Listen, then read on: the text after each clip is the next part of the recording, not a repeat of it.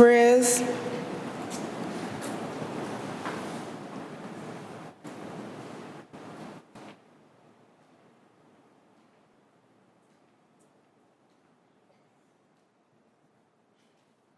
Let us bow our heads.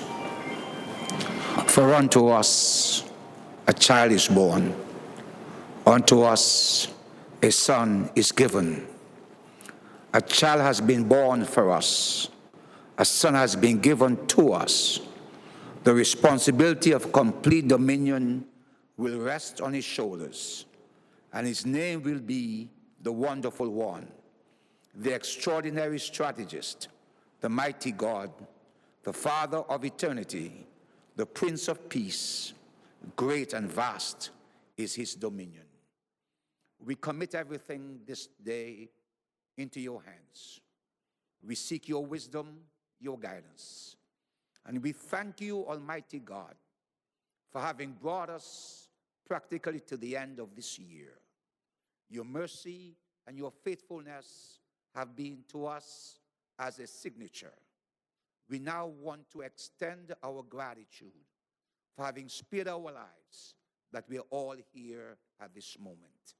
Bless today's proceedings, and let your glory be had in our hearts as we look together for a great and wonderful year, 2026, in the name of the Father, and of the Son, and of the Holy Spirit. Amen.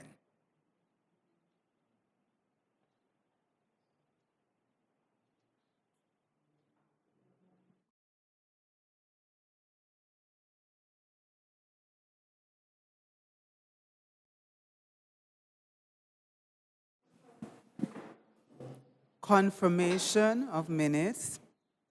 Papers to be laid on the table.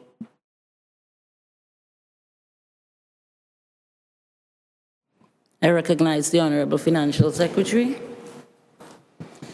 Thank you, Madam Speaker. Madam Speaker, I rise in this honorable House to let the following papers appearing under the name of the Financial Secretary.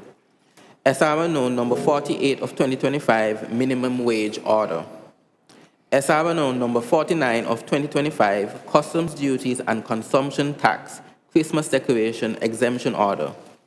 SRNO number 50 of 2025, Customs Duties and Consumption Tax, Delta Petroleum Limited, number 3, Exemption Order. Thank you, Madam Speaker.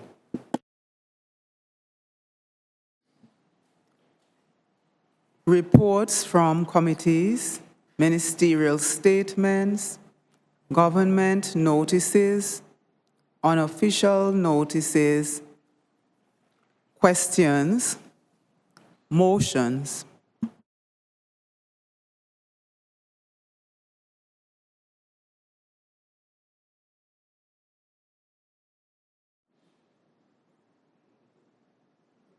Honorable Premier.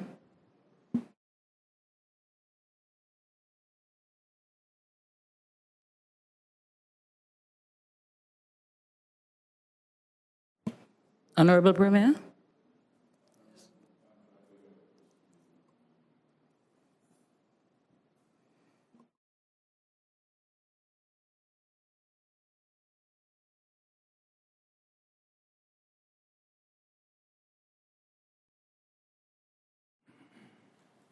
I recognize the Honorable Premier.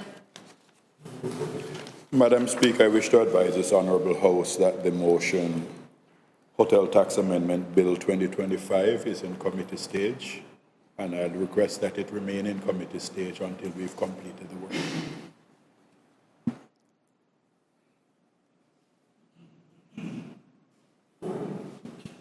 Do we have someone seconding that motion, please? I recognize the Honorable Deputy Premier. Thank you, Madam Speaker. I rise to second that motion. It has been moved and seconded that the Hotel Tax Amendment Bill 2025, which was left at the committee stage, remain in committee until a subsequent meeting. All those in favor say aye. Those against, nay. I think the ayes have it. The ayes have it. So the Hotel Tax Amendment Bill 2025 will remain in committee stage until a subsequent meeting.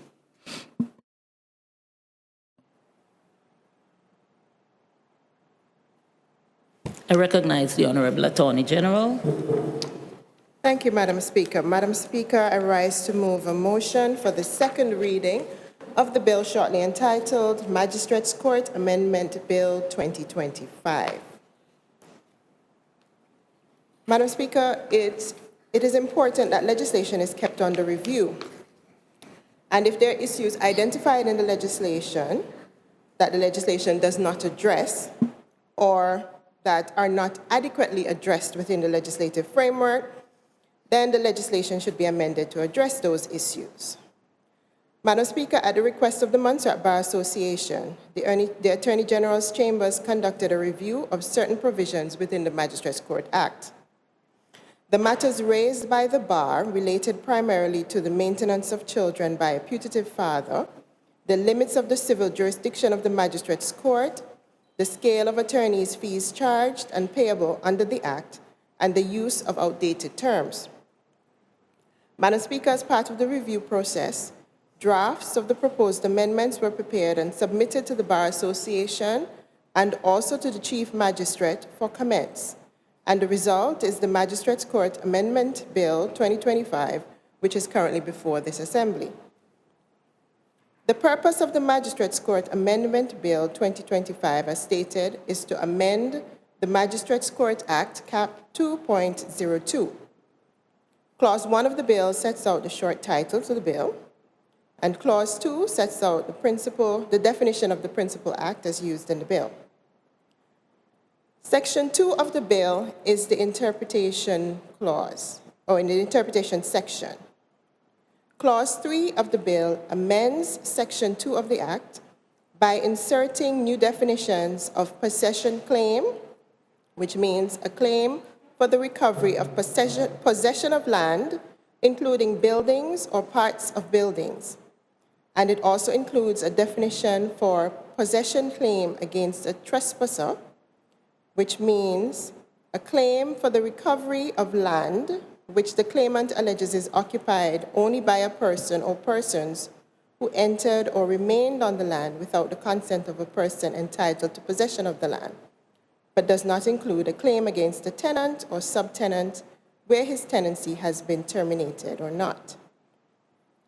Madam Speaker, the Magistrates Court is a creature of statute, and the jurisdiction of the Magistrates Court is prescribed in the legislation. Section 22 of the Magistrates Court Act speaks to the jurisdiction of the Magistrates Court.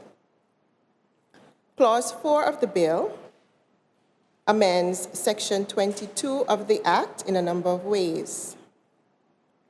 Firstly, it deletes references to illegitimate in relation to child and substitutes child born outside of marriage.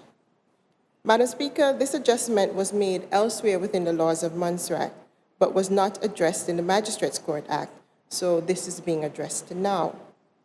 Secondly, it increases the jurisdiction of the Magistrates Court from 10,000 EC dollars to 20,000 EC dollars. The amendment also provides for the civil jurisdiction of the Magistrates Court to include orders for possession of property from a tenant in occupation, a tenant holding over, or a trespasser by inserting a new paragraph EA into Section 22. Madam Speaker, for consistency in terms of the increase in the jurisdiction of the Magistrates Court, Clause 5 of the bill amends Section 27 of the Act to increase the jurisdiction of the Magistrate Court to award compensation under that section, and it increases it from 10,000 to 20,000.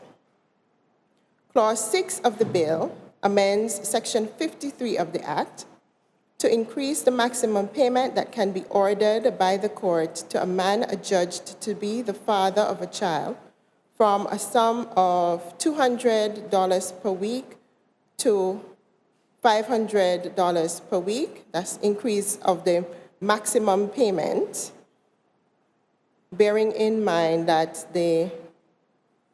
it's a range. The magistrate would assess and determine what the putative father can pay. Clause 7 of the bill amends the act by deleting Section 55. Section 55 speaks to the duration on the person alleged to be, the duration of the order on the person alleged to be father, and replacing it.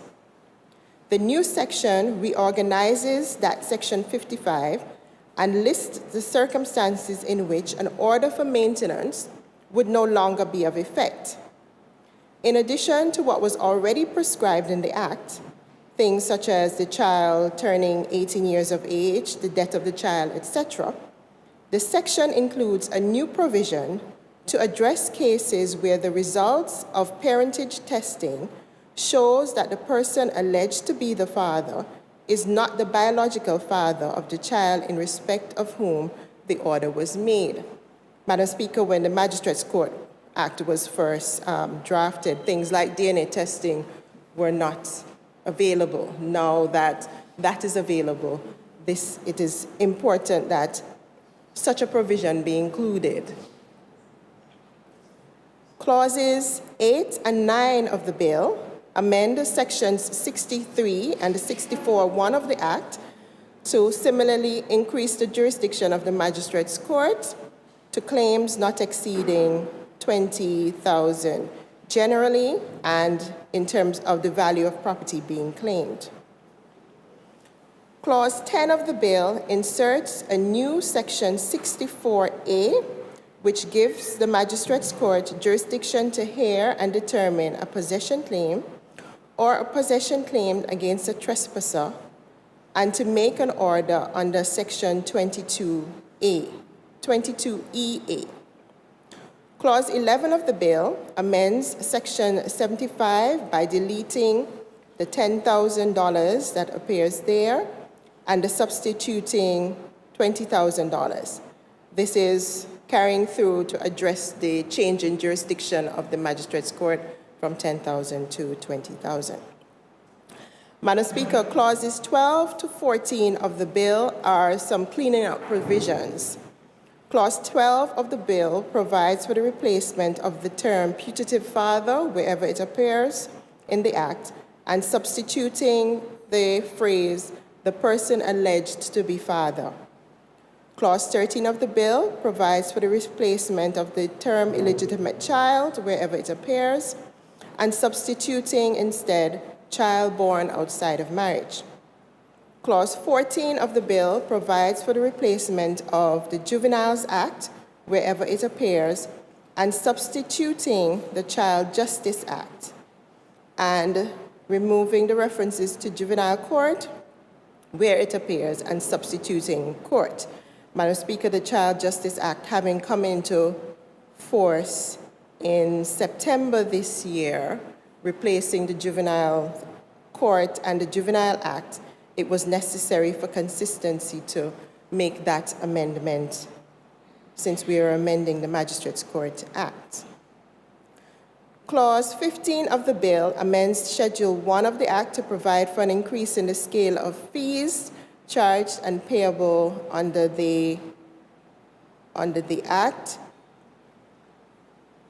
And Clause 16 of the bill amends the Magistrates Court rules as it sets out in the schedule, as is set out in the schedule to the bill, to include the replacement of the word putative father wherever it appears and substituting the person alleged to be father, the replacement of the word bastardy where it appears and substituting it with maintenance in relation to a child born outside of marriage, the replacement of the phrase bastardy arrears and is deleted wherever it appears and substituted with maintenance arrears. An amendment of Rule 33 by deleting the heading which makes reference to bastardy arrears and substituting it with a certificate of imprisonment and deleting the heading of Form 47 and substituting instead summons in relation to maintenance of a child born outside of marriage. Clause 17 of the bill also repeals the court summary jurisdiction fee, which is an old SRNO from 1975. Madam Speaker, I commend the bill to the House for its review and consideration. Thank you.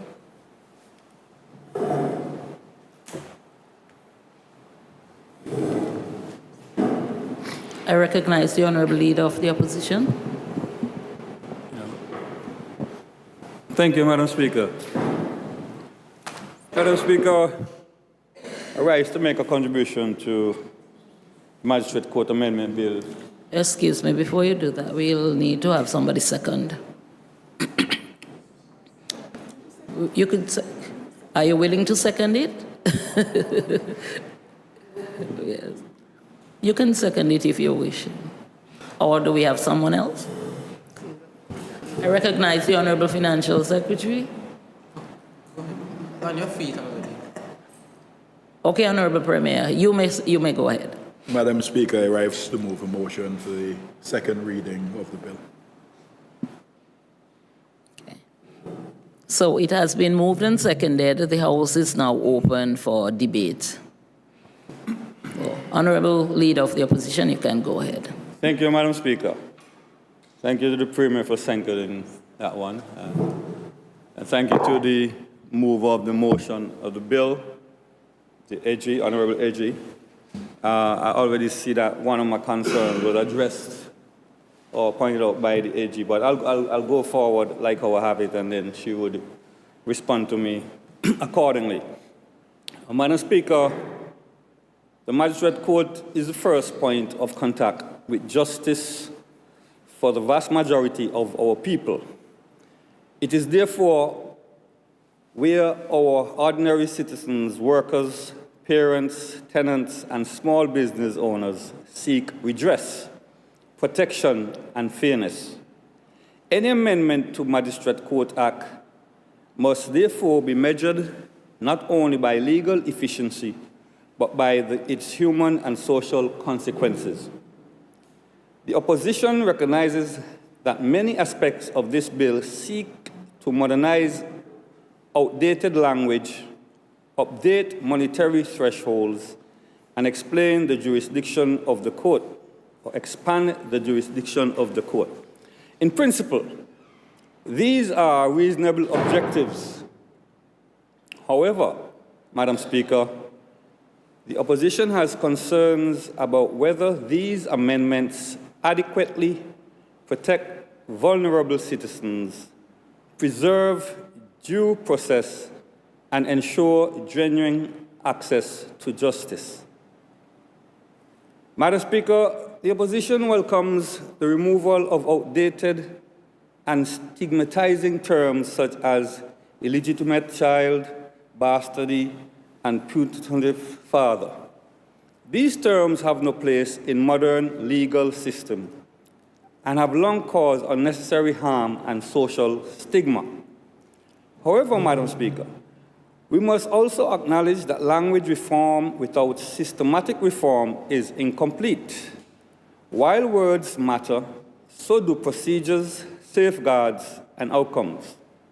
This bill corrects the language, but in some areas it fails to modernize the protections that should accompany it. Madam Speaker, the bill repeatedly increases the jurisdiction of the Magistrate Court from 10,000 to 20,000 across several sections. The opposition accepts that inflation, economic change, and court efficiency justify some increase in jurisdiction. Allowing more matters to be resolved at the Magistrate Court can reduce delays and cost. But, Madam Speaker, higher jurisdiction without additional resources raise some serious questions. Does the Magistrate Court have the staff, infrastructure, and support services to manage higher value and more complex cases? Will litigants be disadvantaged by limited legal representation in cases involving larger sums? Has the impact on case backlog been assessed? Justice denied is justice. Justice delayed is justice denied. But justice rushed or under-resourced is justice distorted. Madam Speaker, Clause 4 9, and 10 significantly expand the court's powers to issue possession orders, including against tenants and alleged trespassers.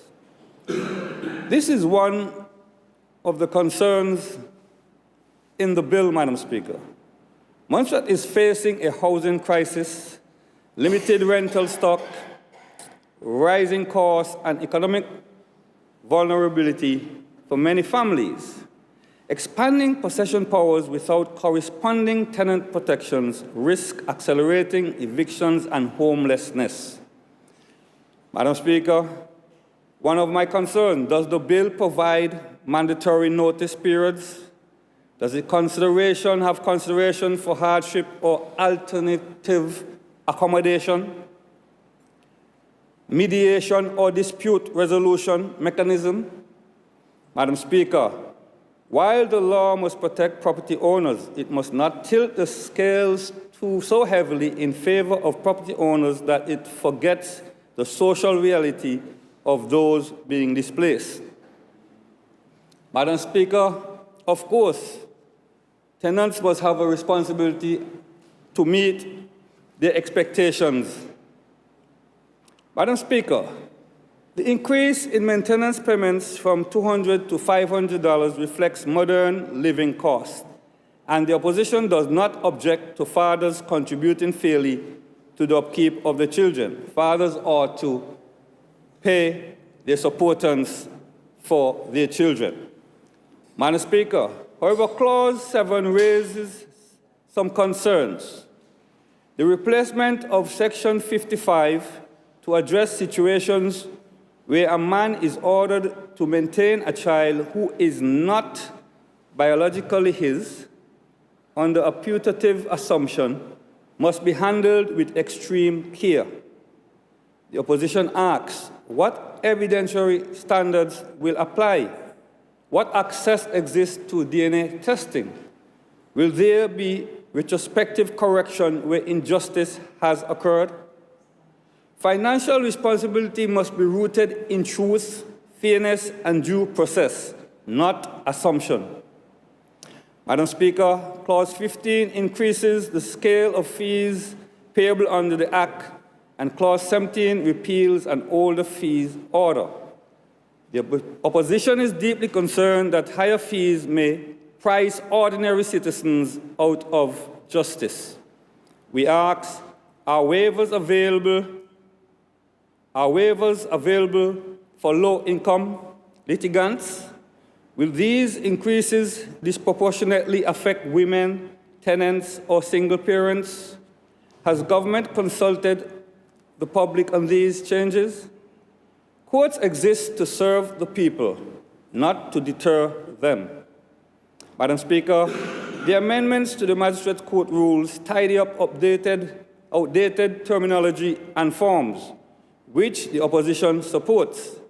However, even administrative changes must be assessed through the lens of practical impact. Clear guidance, training, and public education will be required to ensure these changes do not confuse litigants or delay proceedings. Madam Speaker, the opposition does not oppose reform of the Magistrate Court Act, but reform must be balanced, people-centered, and fair. This bill modernizes language and expands jurisdiction, but it does not without sufficient safeguard for tenants and vulnerable families, men facing disputed paternity claims, low-income citizens seeking justice. We urge the government, Madam Speaker, to consider amendments where necessary that strengthen due process, protect housing security, ensure affordability and access, properly resource the Magistrate Court. Justice must not only be efficient, it must be just. Madam Speaker, I thank you.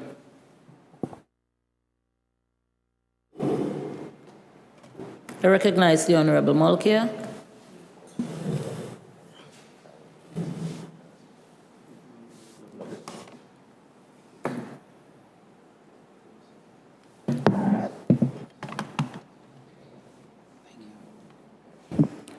Thank you, Madam Speaker.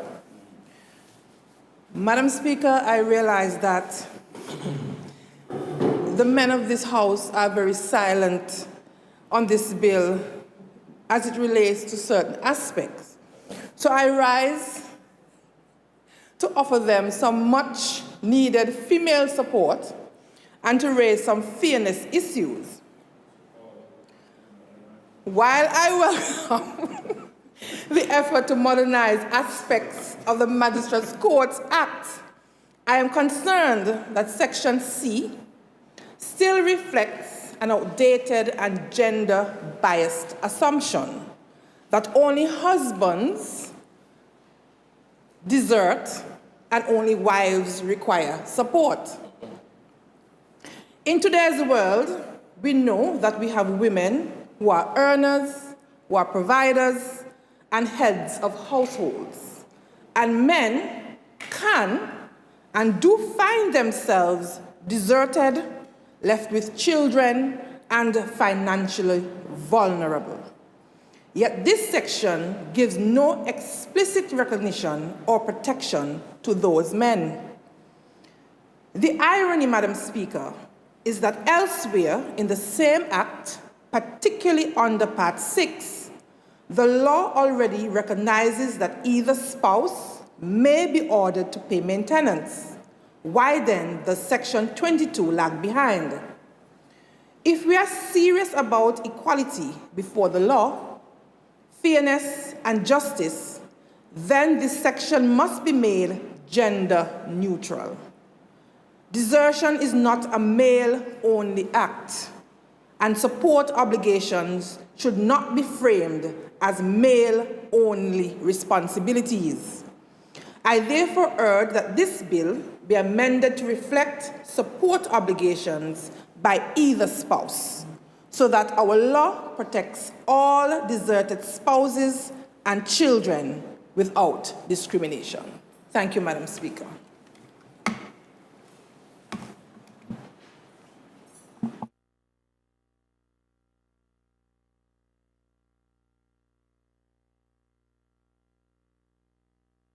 Any other? I recognize the Honorable Minister of Bills.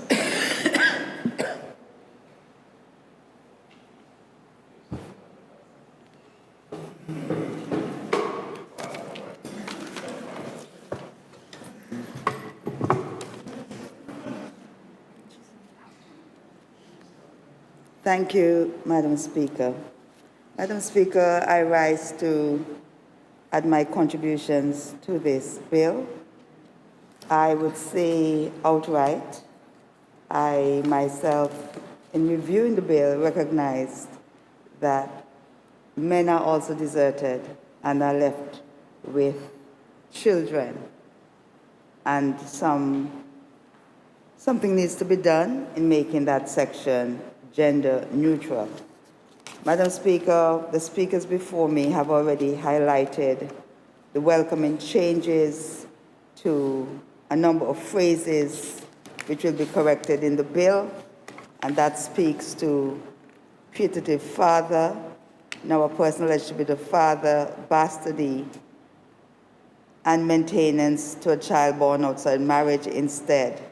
Madam Speaker, these are welcomed, knowing the type of stigma that is created for children who are termed or called in that way, and the pain that mothers suffer. Madam Speaker, children did not ask to be born. They did not call for anybody to come for them, and therefore, Madam Speaker, they should not suffer. We are committed, Madam Speaker, to building a healthy and wholesome Montserrat.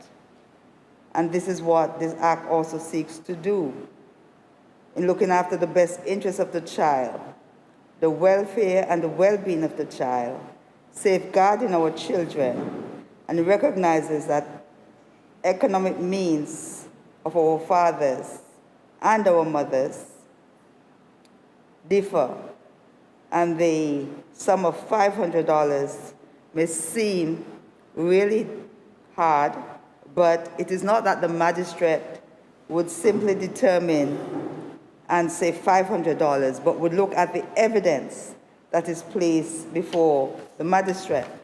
The magistrate, Madam Speaker, will take into account a number of things. Bear with me, my mask is clouding my eyes. The food, clothing, medical needs, utilities, water, electricity have to be paid. In some cases, you may need the internet for schoolwork. And if they're over 18 and still in college, and even at secondary school, they need to do their research. Personal effects, Madam Speaker. The children need furniture to sit on, bed to sleep in, appliances, Madam Speaker. The house has to be clean.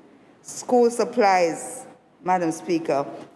Early in the year, I saw where someone was asking, I'm not going to call the organization, and I could say it was the Red Cross, and they were asking for contributions, Madam Speaker, just to turn out to school alone with one set of uniform was moving from $450 nearly up to $500 for a secondary school, and that was only one set of uniform. And so, Madam Speaker, it is very important as well that we ensure that the children are well fed so that they can be safeguarded. We are going to have some straight talk that a lot of times abuse takes place because of the hardships that either the mother or the father has to undergo in having someone else in the home or family members around.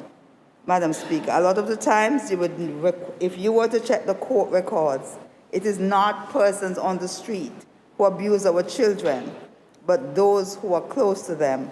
And this law, Madam Speaker, is another step in the right direction to help protect our children, and I support it. It's also fair in this, Madam Speaker, that rather than having a putative father, and I may say putative father was not just simply pull out of the hat. Again, evidence had to come before the court of the relationship that existed prior to the birth of the child for that father to be termed putative. But, Madam Speaker, that father also was allowed to bring their own evidence, and once the evidence is heard, it was then that the court would make the determination. And so I wish to support this element of the act. Again, Madam Speaker, we must be fair to both sides. We recognize that it's difficult times for both tenants and persons who rent their properties. They do so because they have made an investment. Both have a duty. And so with this type of hearing, I wish to assure my brother on the other side that the court is not heartless. The court will look at both sides and determine whether the tenant is also given the rights that are entitled onto them. Because there are many times, Madam Speaker, when the matter comes before and the conditions that tenants are made to live under, the type of houses or residence, it is the court who switches that balance, and the tenants actually get their just day in court. So we have to give some credence to the magistrate. I agree that with the increase of its jurisdiction, and this is its general jurisdiction, because there are other legislation that gives the court a wider jurisdiction. For example, when they're looking at some criminal matters and even the labor law, it's huge.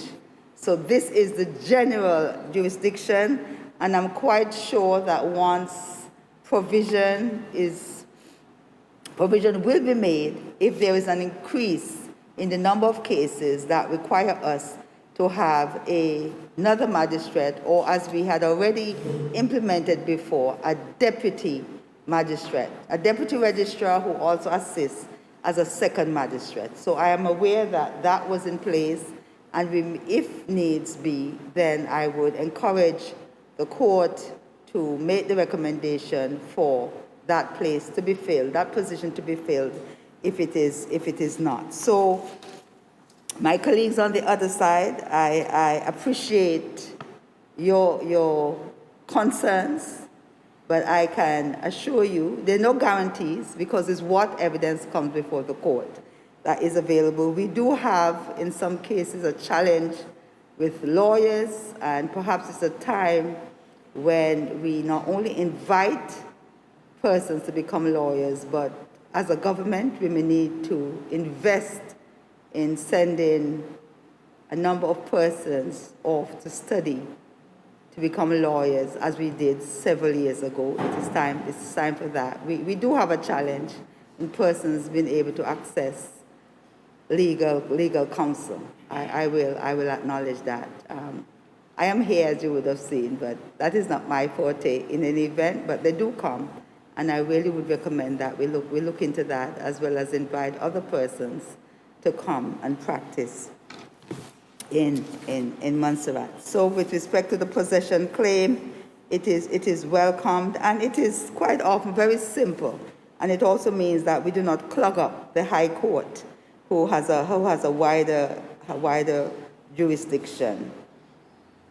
The extension of course, I support the extension of the magistrate's remit and all that has gone here. The Bar Association has advanced that. I want to commend them for doing that. The claims as well, it's now laid out what the fees will be, and that would help persons when they get to the court, and also the judge in making their orders. So, Madam Speaker, taking into account all that has been said, I want to commend this bill to the House, and that as a government, we put in place, Madam Speaker, the necessary support for litigants and also the court to ensure that justice is done and that this bill is meaningful, especially at this time of year. You know, it's Christmas, and I know there are parents who would welcome these amendments to the legislation. So without further ado, Madam Speaker, I commend the bill to this House.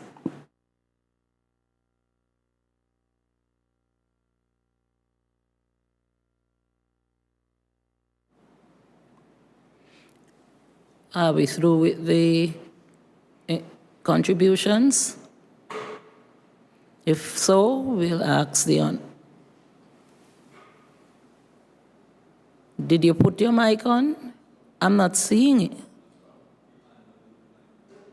Okay, I recognize the Honorable Romeo.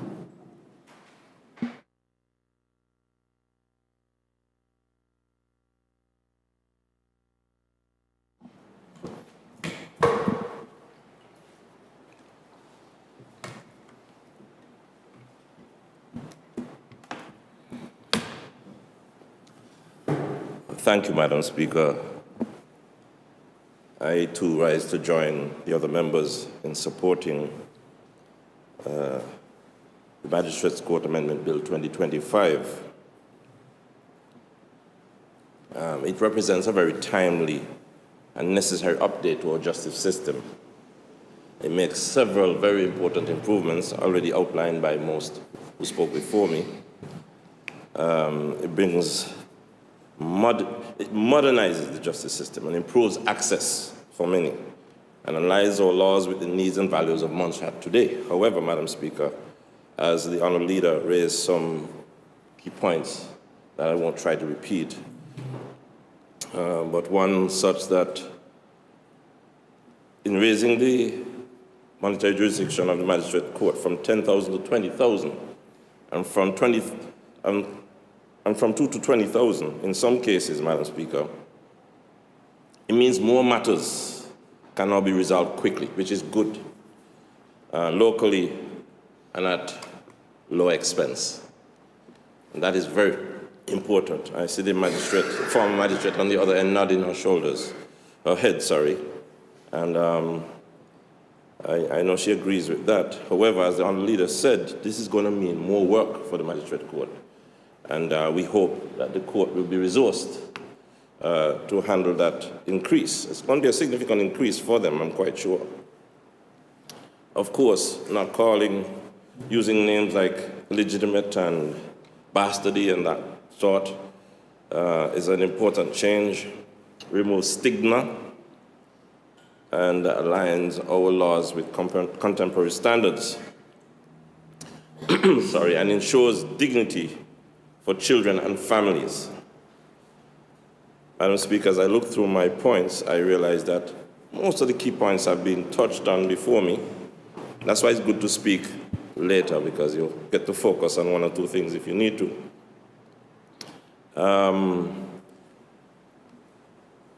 Updating the scale of legal fees makes fees predictable for both lawyers and clients, and it ensures reasonable compensation for the lawyers. And all of this is in the best interest of both parties. However, Madam Speaker, what happens where people cannot afford legal fees? How is justice going to be served?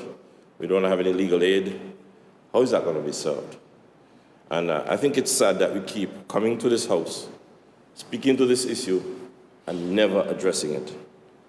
We are making laws, creating laws that many people cannot afford to access their rights under these laws through the court because they can't afford legal fees. Not even people in prison who are not working. Many of them are not able to get assistance to try their cases in court. Madam Speaker, I'm trying not to repeat what was said before me. I want to look at Section 53, amended. Section 53 of the Principal Act is amended by deleting 200 and substituting 500, which represents, of course, the increase in child support that will go from 200 to possibly 500. Madam Speaker, I'm not so sure how much is assessed to support a child from birth to age 18. But Madam Speaker, one thing I know is that Pampers costs nearly $200 a month. Pampers alone. Don't talk about baby food and milk, and don't talk about the other expenses that come with childcare. That's a baby. And we're talking up to age 18, school-going children, boys. I mean, when I was 18, I ate a lot more than I eat now. 17. But Madam Speaker, it gives me the opportunity to ask a question, because Honorable Dorset spoke about evidence before a court. Honorable Osborne, next to her, speaks about making decisions based on evidence. So let's look at some evidence. Let's look at the government review, salary review, which speaks to the expenses versus the earnings of civil servants who have a salary regularly every month. They don't have to worry like most people in the private sector about whether they're going to get paid, how much they're going to get paid at the end of the month. Many don't have that privilege. So these are people with stable incomes. So let's look at the clerical officer. According to this review, who earns about $19.43. This is figures from 2021. $1,943. And it says, it speaks to tax of $51. That may have changed a bit, but it's still above the threshold. Social Security may have changed a bit. I'm not sure what it is, but it says $77.72. CSA subscription, $10. Rent, $610. We just spoke about the fact that people are going to be able to enforce collection of their rent once people can afford it. And Honorable Louis spoke about what happens when people can't afford it. $610 rent. You're lucky if you could find a place for $610 now. Anyway, that's the figure they used. Electricity and water, $310. That's reasonable. Gas, $45. Internet, $110. Honorable Dorset spoke about children needing internet at home. You can't not have internet now. Groceries, here's the figure for an adult, $800. $800 for groceries for a month, $200 a week. and telephone 120. You need a phone, you need to communicate. It's difficult to run a home without telephone and to survive. Then we have a figure for childcare. Childcare is $200. Doesn't say $200 for two parents. It's for a child. $200 per child. That's per child. And transportation, $300. Here we are talking about increasing child support from $200 to $500, which nobody can argue with. I will never argue with it. But the question, as Honorable Lewis, I'm trying to find the words he used. Legal reform without considering the social, human and social consequences, is that right, Honorable Lewis? That's what you said. So let's look at the consequences. According to the estimated cost of living of $2,485 depicted in the figures I just mentioned, approximately 40% of those employed within the government do not earn enough to cover the basic cost of living. I just referred to the clerical officer earning $1,943. After totaling all of the expenses estimated, that individual is $690 short of the living wage. Without a child or with one child, $690 short of the living wage. And we're still trying to assess whether these individuals need a salary increase. We're trying to get evidence, isn't that right? But we have evidence to change a law that updates it from $200 to $500 for child support. Somebody needs to explain to me where that evidence came from, which I support, certainly. I mean, I don't know how you could support a child on $500, never mind $200 or $400. But how do you justify making this decision without addressing the inability out there to support oneself, never mind having a child in addition? So let me repeat what was just said. According to the estimated cost of living of $2,485 depicted above, approximately 40% of those employed within the government do not earn enough to cover the basic cost of living.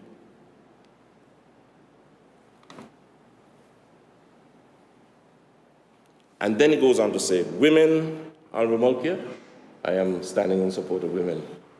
I heard you speak about the men being silent, but we all understand in this House. Women are also overrepresented within the percentage of workers as they account for 60% of those who do not earn a living wage. 60%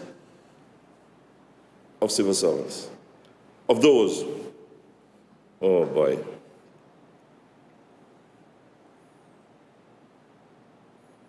Who do not earn a living wage. Are we still not sure we don't have enough evidence to increase salaries, even by 5, 10%? Is that correct? Something doesn't make sense. We also have a study done over 10 years ago that says it would take $1,200 to $1,400 to support or to feed, just to feed, not to pay rent and the rest. The estimate given in here was $800 by the governor's office's review. This is done by the deputy governor, for the governor. A consultancy paid for FCDO funds, yet we don't have evidence. And both studies show that there is no way neither $200 nor $500 could adequately help to support a child. I don't think I need to say much more, Madam Speaker. It's Christmas, and I wouldn't want to discourage too many people out there. I'm just hoping that this House will find some way to unite, to influence the change that will allow these laws to be enforced properly, and children and adults to be able to support themselves well. And so that our wishes for the new year that were expressed in the prayer this morning can come true. Thank you, Madam Speaker.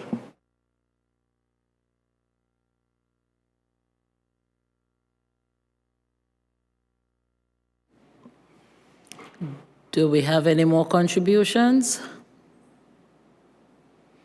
If not, Honorable Attorney General, could you please respond? Right. Thank you, Madam Speaker, and thank you to the members of this Assembly for the interventions made in relation to the Act, and I will seek to address the concerns that I can address. Now, Madam Speaker, in terms of the adjustment to the Magistrates Court jurisdiction, as I mentioned in my preliminaries, the adjustments, the magistrate is aware of the adjustments, and there is an understanding, of course, that this may represent at some point an increase in the number of cases that come before. At this point, we do not know, but I am sure the magistrate was satisfied that any potential increase could be handled, but of course, there are steps that could be put in place to address resourcing should that become necessary. So the magistrates and the court were satisfied and are aware of the adjustments and the potential implications for the increase in the number of cases, but were comfortable with that. In relation to the concerns with protections for tenants, vis-a-vis landlords, etc., Madam Speaker, the amendments to the Act are not replacing the laws of landlord and tenant.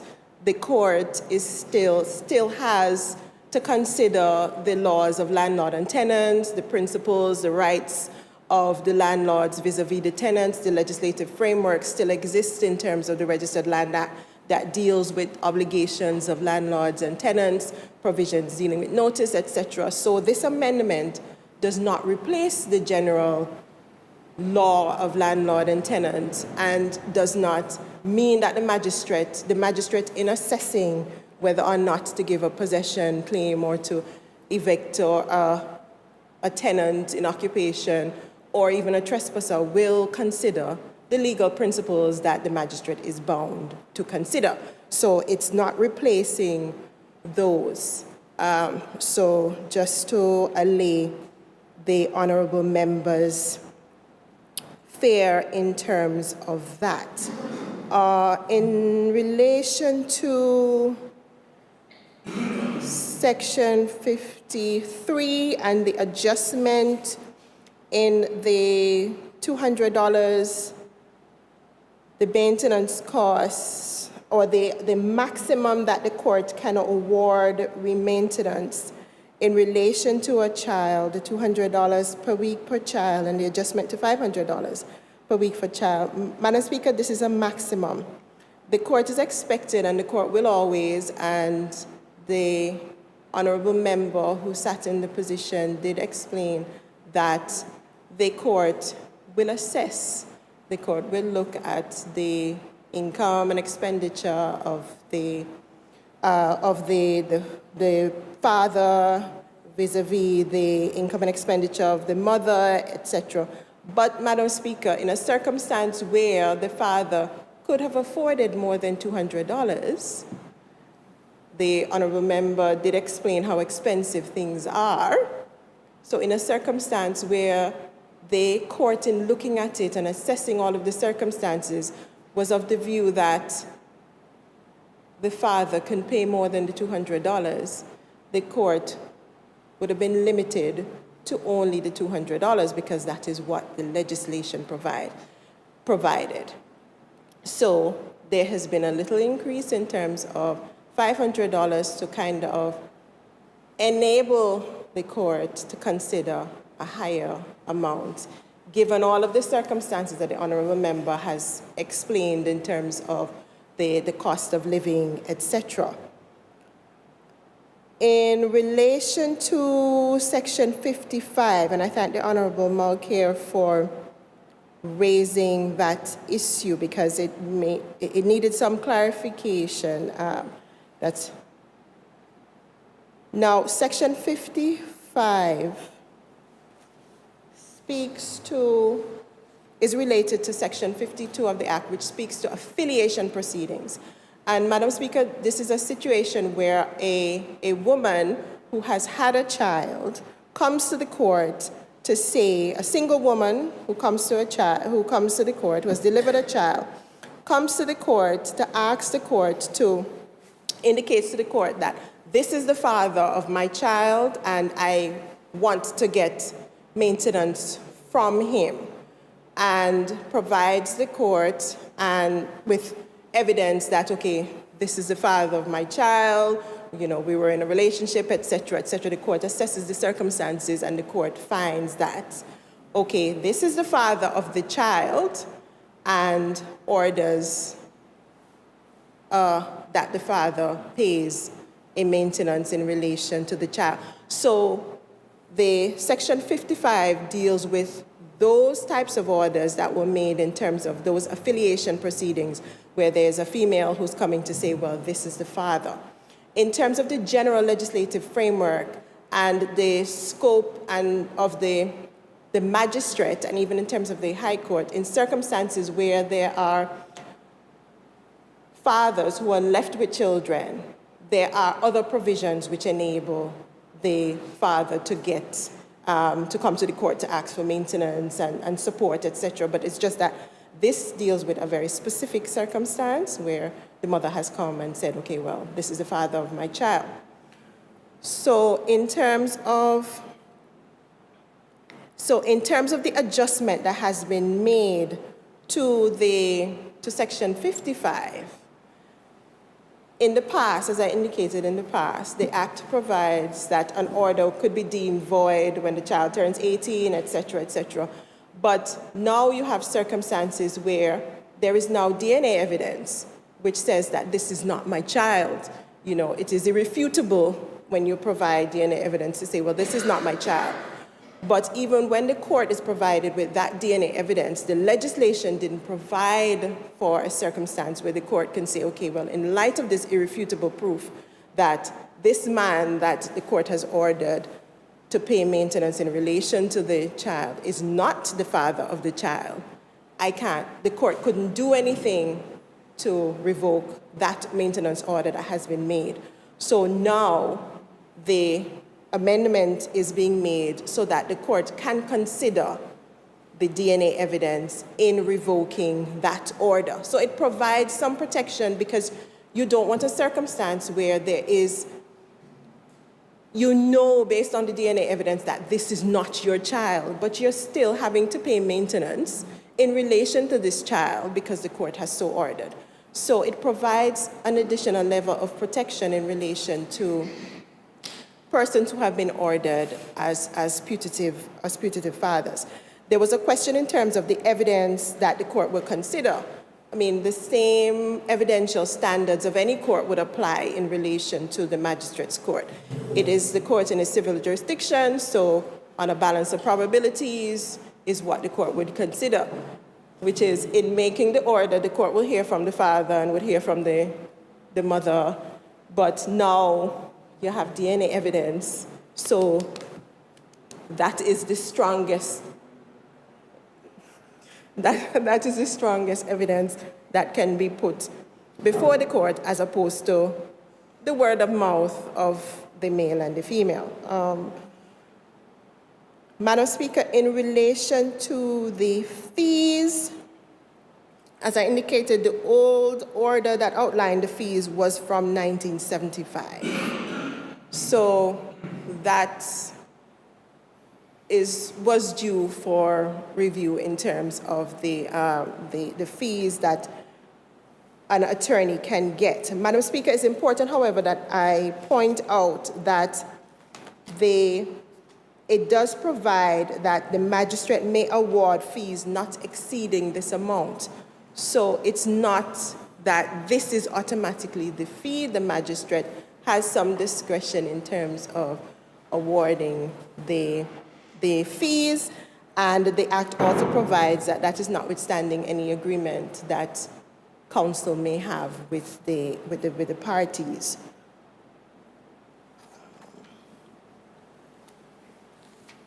Madam Speaker, I do hear And it is not falling on deaf ears in relation to the Honourable Speaker, the Honourable Member's concerns. Legal aid is not something that has been dropped. It's just that it's not as easy to work out what is best. We still continue to work and consider in terms of with the assistance of the Bar Association and other agencies to see how best a system can be devised for Montserrat. Madam Speaker, I think I addressed all of the comments raised by the honourable members, and I would ask the House to move it into committee to consider the bill. Thank you, Madam Speaker. All those in the bill shortly entitled Magistrates Court Amendment Bill 2025 should be read a second time, say aye. Those against, nay. I think the ayes have it. The ayes have it. The bill will be read a second time. Magistrates Court Amendment Bill 2025. And the House will now go into committee to consider the bill in detail.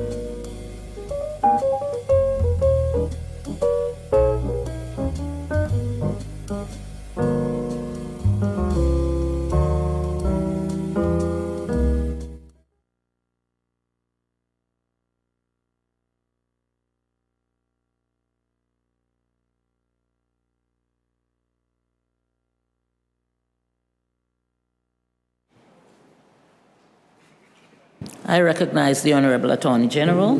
Thank you, Madam Speaker. Madam Speaker, I'm pleased to report that the bill shortly entitled Magistrates Court Amendment Bill 2025 has successfully passed through the committee stage of this House with no amendments. I would therefore like to move a motion for the third reading of the bill. Thank you, Madam Speaker. I recognize the Honorable Financial Secretary. Thank you, Madam Speaker. Madam Speaker, I rise to second the motion for the third reading of the bill. It has been moved and seconded that the bill shortly entitled Magistrates Court Amendment Bill 2025 should be read a third time and passed. Those in favor say aye. Those against, nay. I think the ayes have it. The ayes have it. The bill will be read a third time. Magistrates Court Amendment Bill 2025.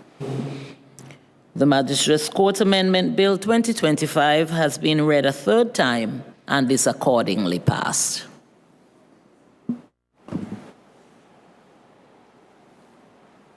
I recognize the Honorable Attorney General. Thank you, Madam Speaker. Madam Speaker, I rise to move a motion for the second reading of the bill shortly entitled National Honors and Awards Amendment Bill 2025. Madam Speaker, the National Honors and Awards Act establishes 4 categories of awards: the Order of National Hero, the Order of Excellence, the Order of Distinction, and the Order of Merit. Madam Speaker, over the years, a number of governments have noted that there are persons and agencies who provide yeoman service to the people of Montserrat during national emergencies, even regionally, when things are at their worst. Madam Speaker, the volcanic crisis being one such nationally significant public emergency, it was thought that there must be some way to recognize the service of men and women who have served nationally and regionally during periods of national emergency, national significant emergencies. And it was thought that something local should be given, something that falls within the remit of Montserrat. And it was determined that the award of a medal would be the most fitting. However, Madam Speaker, the National Honors and Awards Act did not provide the scope for such an award to be made. It speaks to only the 4 awards that I have outlined. So the Amendment Act before the court, before the Assembly, seeks to amend the Act to provide for the award of medals for emergency or humanitarian service or other service to or for the benefit of Montserrat. Also, Madam Speaker, in reviewing the provisions of the National Honors and Awards system, it was thought that there should be a requirement, for instance, to keep a register of awards granted under the Act. This is important for the purposes of ensuring that there is a historical record. Now, the National Honors and Awards Bill before this Honorable House, as I mentioned, seeks to amend the Honors and Awards Act to address these matters. Clause 1 of the bill sets out the short title, and Clause 2 sets out the interpretation of the Principal Act as it's used in the bill. Clause 3 of the bill amends Section 2, which is the interpretation section of the Act, to insert a definition of register. The register means the Register of National Honors and Awards. Clause 4 of the bill inserts a new Section 6A, and it establishes a register to be kept by the committee. That's the National Honors and Awards Committee. The legislation prescribes how that committee's existence and its composition. It provides that the committee must enter the names of each person to whom a national honor or award has been granted, and must keep the register and records relating to the National Honors and Awards as the Premier directs.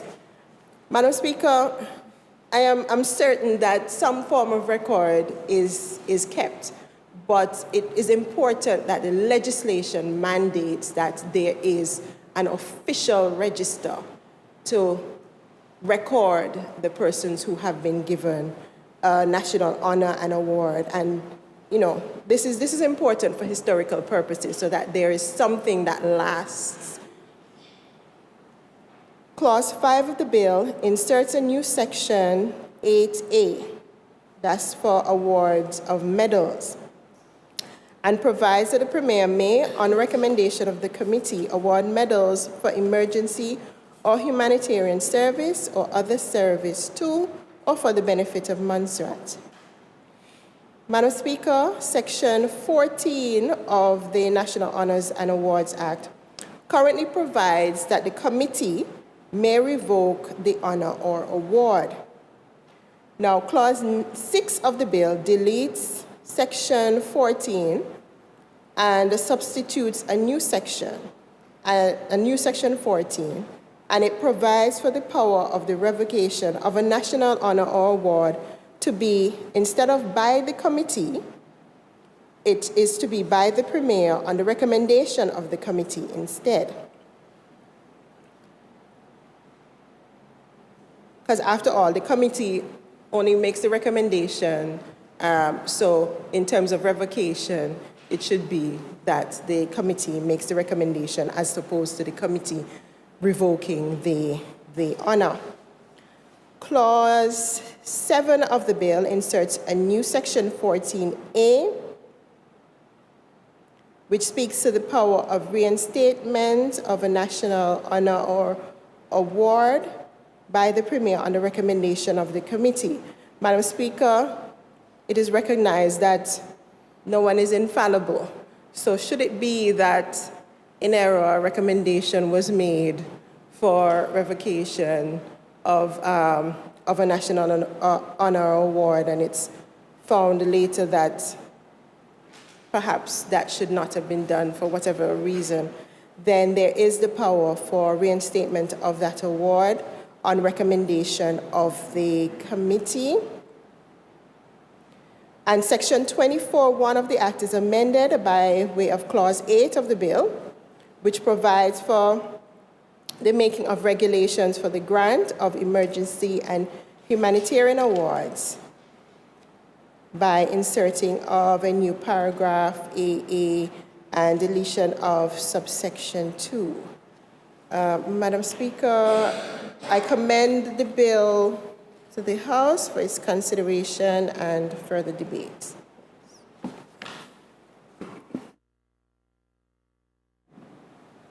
I recognize the Honorable Premier. Madam Speaker, I rise in support of the National Awards Bill.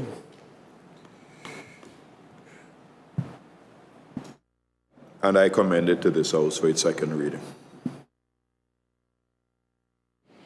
It has been moved and seconded that the National Honors and Awards Amendment Bill 2025 should be read a second time.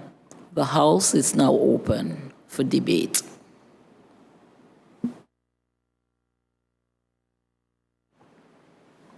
I recognize the Honorable Leader of the Opposition. Thank you, Madam Speaker. Madam Speaker, let me commend the presenter and the government for putting this in the Act so that our frontline workers, our volunteers, and ordinary citizens who step forward in times of crisis can be recognized, because they do deserve recognition. Madam Speaker, our island over the years has survived natural disasters, pandemics, and economic shocks precisely because of such people. And Madam Speaker, of course, we do commend them.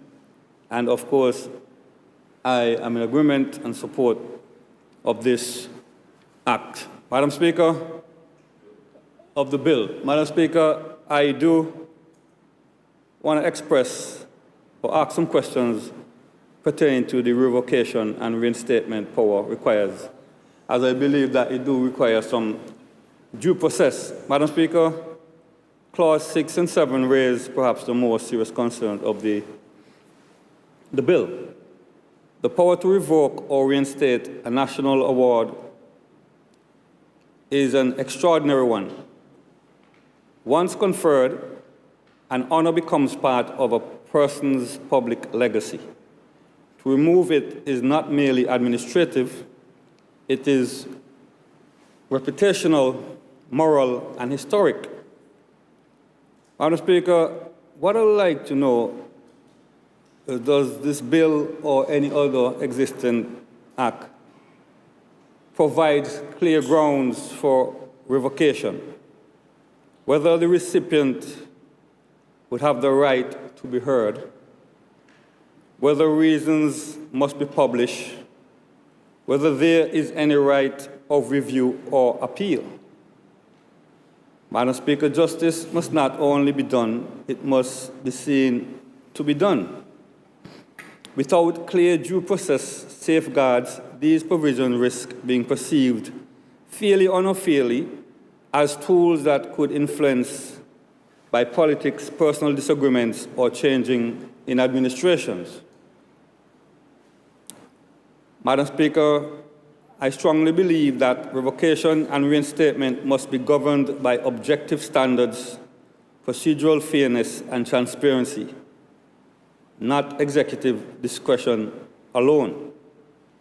So, Madam Speaker, these are the concerns I do have in the bill, and perhaps the AG could assure me that they do have grounds for revocation, clear grounds for revocation, and whether or not the recipient who is about to lose that award has a right to be heard, and things like that. So the AG may want to address those concerns.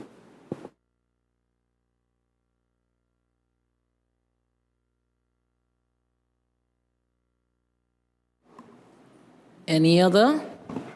I recognize the Honorable Parliamentary Secretary Bovang. Thank you, Madam Speaker.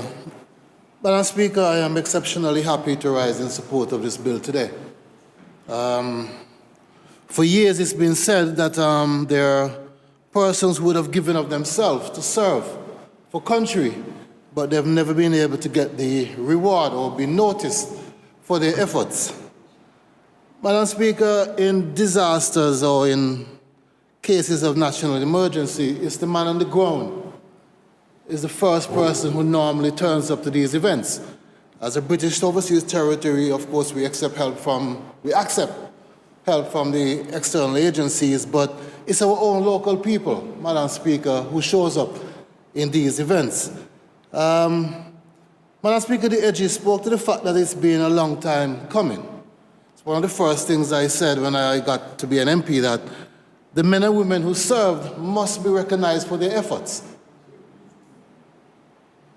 It's taken me 2 administrations to get here, but we're finally happy. Madam Speaker, let me commend the AG's office as well for their work in crafting the amendment into the existing national honors and awards so that we could recognize these persons. I'm also happy, Madam Speaker, that I'm understanding, or it was mandated, I believe, and I stand corrected, that the members of the RMDF who would have served during the evacuation or the volcanic crisis from 95 until, I believe, well after 2012, thereabout, be recognized for their efforts. And they deserve some praise. In most cases, putting ourselves, or putting, well, I was a part, above their families, above their safety. In most cases, Madam Speaker, not knowing what's going to happen. From working checkpoints in Tar River or Lover's Lane to manning hospitals or prisons, Madam Speaker, the work was endless. Madam Speaker, I'm happy for the fact that there is an establishment of a register of persons who, for years after, will know who they are. But equally, Madam Speaker, the bill sets out where an award or an honor can be revoked. And like Mas Lewis, I like to refer to him as that, the grounds for these revocations must be clearly spelled out so that it's not left, as you say, to the whims and fancy of some other administration for personal reasons or otherwise. Also, Madam Speaker, the person whose medal, who will be or is up for revocation, must be able to be heard in all circumstances. Madam Speaker, the amendment also is not a selfish one. It did not just stick to the RMDF, but it also sets out that persons, whether the fire or Red Cross or just a civil servant or somebody who steps up in an emergency, they themselves too can be recognized for their service. And not just locally in Montserrat, but if you're sent, like when they went Grenada and those countries for disaster and responses like that, they too can be recognized for their efforts. Madam Speaker, the last thing left to do here in my mind is to say what comes with these honors. So yes, you've given me an honor, but what do I get? Just the clasp and the medal? Do I get a free hospital visit? Do I get a licensed vehicle every year? Something in my mind must accompany these awards when they're given to persons. It doesn't have to be money all the time. Sometimes we think that we have to pay them and things like that. But if there is an award with a window falling off, there must be something that we could do about it as a parliament or as a government in these cases. Madam Speaker, I remember living in a tent in Gerald's Bottom for years, for months. And when things were beginning to get horrible, we were promised several things by the then government, to include housing. And they even pointed out a place where they were going to do those things. Most of these persons, Madam Speaker, are overseas and in some cases have no houses to return to. I'm saying, as a parliament, this is something we have to look at in honoring some of these commitments or promises that would have been made to these persons. Madam Speaker, you know, I'm very supportive of the bill. I must express the concern for the local RMDF. I know it falls under the remit of our governor or HE, but I whispered to her at JMC that there are some conditions that are on the ground that needs sorting, to include a permanent base, for example, training, kit, equipment, Madam Speaker, and of course, one that's very personal, insurance. When the RMDF or the police or the fire department steps up to do anything of national service, they must rest assured that in the event that something happens to them, they are covered for insurance. That's something, again, as a parliament, and I'm not saying government, we have to take forward to look after these personnel. Madam Speaker, again, I'm quite happy for this bill. We just need to figure out how and when we can get the invite out to all these, I remember the count, but there was a big 60, maybe 80 personnel, get them on island so we can award them properly in a formal ceremony. Again, thank the AG's office, thank government for bringing this bill to the House, and I stand in support of the bill. Thank you. I recognize the Honorable Minister of Build.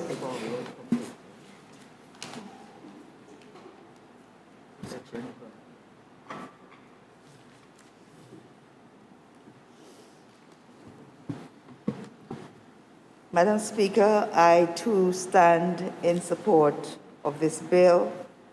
I want to applaud the step taken by government, and as the Honourable Member of the House, Honourable Quentin Buffon, has pointed out, the RMDF has contributed immensely, not only here in Montserrat, but wide afield.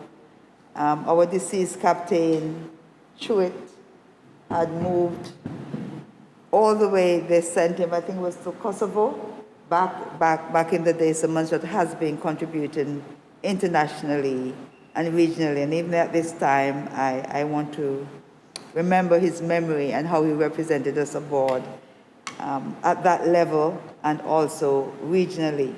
Another element that I want to applaud, Madam Speaker, with the introduction of this new clause into our National Honours and Awards Amendment Bill, is that it does not preclude a monstration or non-monstration from receiving this award.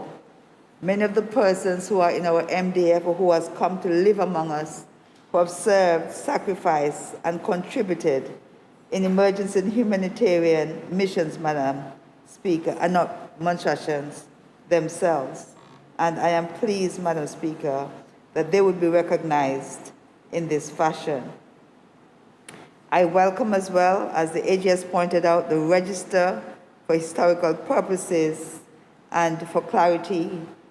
Recently we wanted to give an award and we had to go and check around only to find that, or nominate someone that they had already received an award, but there was not a register on island. So I really applaud this move. With respect, Madam Speaker, to the matters raised by the Honourable Member of the Opposition, I would like to draw his attention, because this is only an amendment bill. It is not the actual act. The act itself provides the grounds on which a person would lose their honor, and these can be found in Section 12, and it's actually would be done by the court.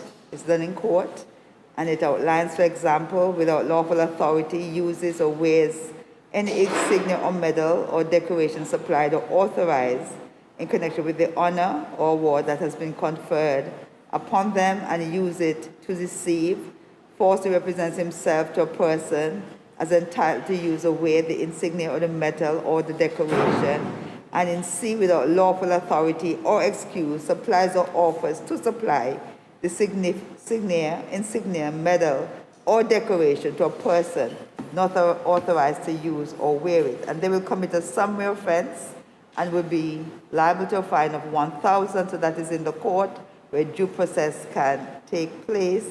And you also have abuse in connection with the honors granted, where they accept, obtain, agree, or accept or attempt to obtain from another person himself by for any purpose through gift, money, or valuable consideration, or induce the reward for procuring or assisting in getting this award. And a person as well who agrees or proposes to give or offer another person any gift of money or valuable consideration or an inducement or reward for procuring or assisting or endeavoring to procure the grant of an honor award made under this act or otherwise in connection with the grant will commit a summary offense, and that person will be liable to $2,000. After then, it will be the revocation of the honor or the award, and the committee may revoke the honor or award granted, and we have made the amendment that the committee will now recommend, and the Premier will carry out the powers of revocating or reinstating. We also have, Madam Speaker, regulations, provision for regulations to be made, and therefore, as we reflect on what has been said and think it is necessary to add some other grounds where it is not an offense, and that can be done under the regulations. So, Madam Speaker, again, I welcome this new move, this new addition to the National Honors and Awards Amendment Bill. And as I stand, Madam Speaker, I want to salute all those who have made their contribution, may not have been awarded in this lifetime because they may have gone on, but posthumously that also can be done under this legislation. So we will also move to see that is done. And all those who have given to us, I salute them at this time. Thank you, Madam Speaker, for the honor of addressing this House on this remarkable amendment to our bill, to our act. Thank you.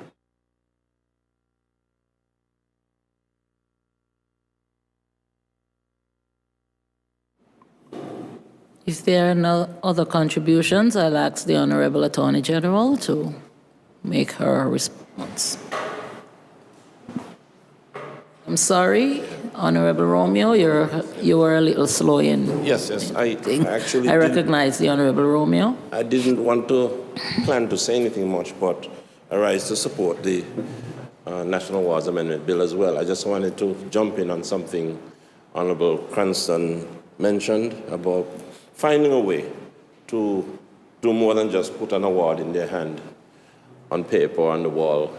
I know of one such awardee who would struggle simply to replace his car and has always been asking for duty-free concessions to be awarded. And I'm being very specific here. I thought I'd mention it. I'm sure that person will be listening, and many others will benefit from something of that sort, because you mentioned the possibilities of what we can do. And that's just one I want to mention. I also want to mention the fact that, I don't know if you're aware, that former members of Parliament who may have served as many as 15 to 20 years in Parliament, as many as 3 or 4 or 5 terms, I think. And you wouldn't believe what they receive as a pension, less than $2,000, while some of us are going to receive thousands of dollars. And these are individuals who have to evacuate like everybody, borrow money, build a house, and are working to this very day, in their 70s, going on further. And I witness personally the disrespect given to former members of Parliament. I'm ashamed myself, and I want to be part of influencing change in that direction somehow. we have to pay some more respect. While we are awarding people in our community, we don't have the power to increase their pension or, in any way affect that directly. There's a special committee to do it. But I just thought I'd mention it publicly so it's heard and registered that at some point we remember our own, because we too will find whatever pensions we receive now, if not updated, if we live that long, if not updated along with inflation, it's a sad killer to our own. Many who have had to leave the country and go overseas to support themselves. Thank you.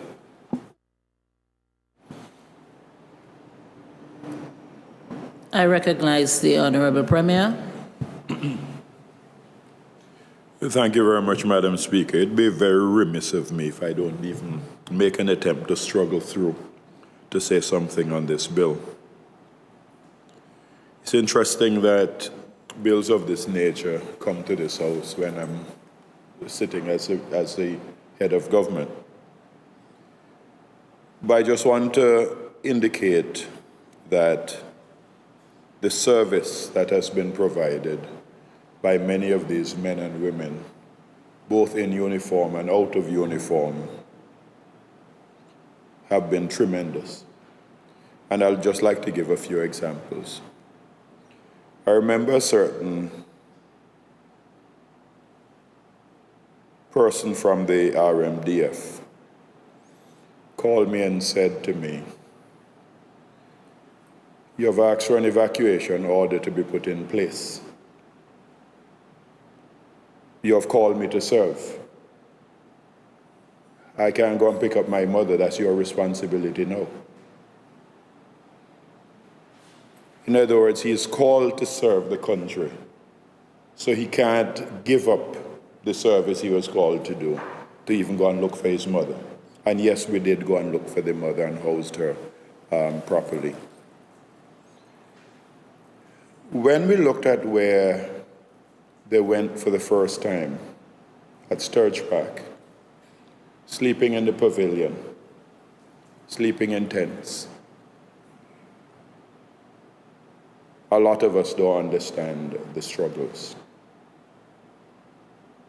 When we asked, for example, 2 members of the Royal Montserrat Police Service to be on the volcano ridge, that ridge between Chance's Peak and Gage's Wall, monitoring Gage's Wall and monitoring the volcano at night, risking their lives for us, we have to honor them.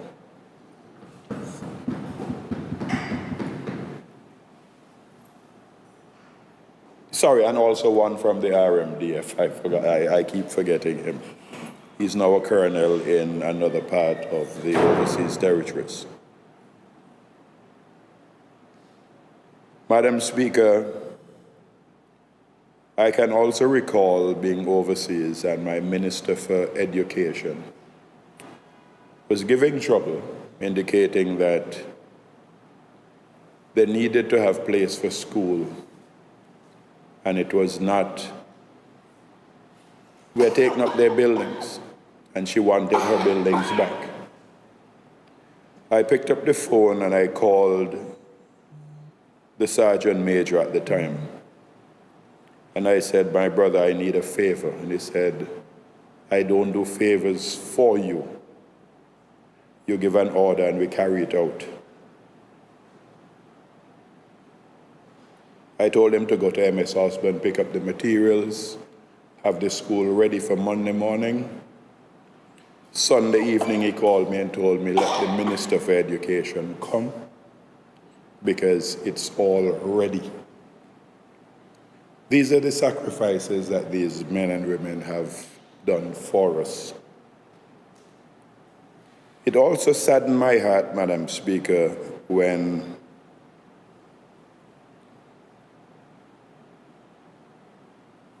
under a different administration, and this is not throwing shots at anyone, where the recognition of the work of the RMDF was not recognized to the extent that the sergeant major was in a meeting with the major at the time. And there was supposed to be a rehearsal at Gerald's Park. He asked his men to go to the rehearsal, but he couldn't go because he was in a meeting simply trying to represent them and their interest. The governor turned up, and the governor thought that the men and women were not doing what was required of them, and they shut down the RMDF, took their weapons and shipped them off to Barbados.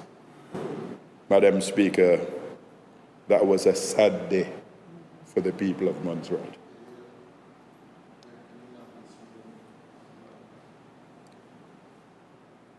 Madam Speaker, before I break down and cry, I'm just going to say I support this bill fully, and I commend it to the House.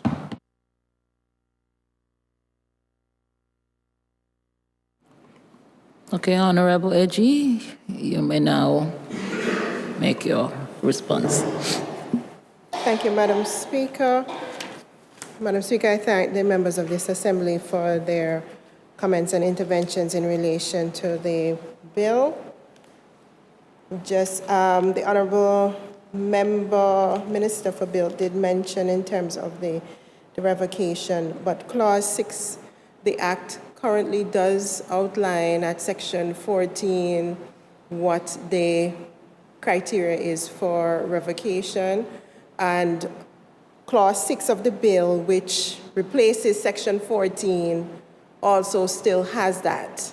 So it is outlined in terms of if a person, so the Premier may, on the recommendation of the committee, revoke the national honor or award conferred if a person commits an offense under Section 12 or engages in an act that, in the opinion of the committee, brings the system into disrepute. So it is outlined, and as the honourable member provides, there is scope for further matters to be addressed by way of regulation. Of course, it's expected that there would be no need to revoke any awards granted, but there is scope already in the Act, which has just been re-put in this in terms of framing it more clearly. So, Madam Speaker, that being all, I would request that the House considers the bill in committee stage. Thank you, Madam Speaker. It has been moved and seconded that the bill, National Honors and Awards Amendment Bill 2025, should be read a second time. All those in favor say aye. Those against, nay. I think the ayes have it. The ayes have it. The bill will be read a second time. National Honors and Awards Amendment Bill 2025. We will now move into committee to consider the bill further.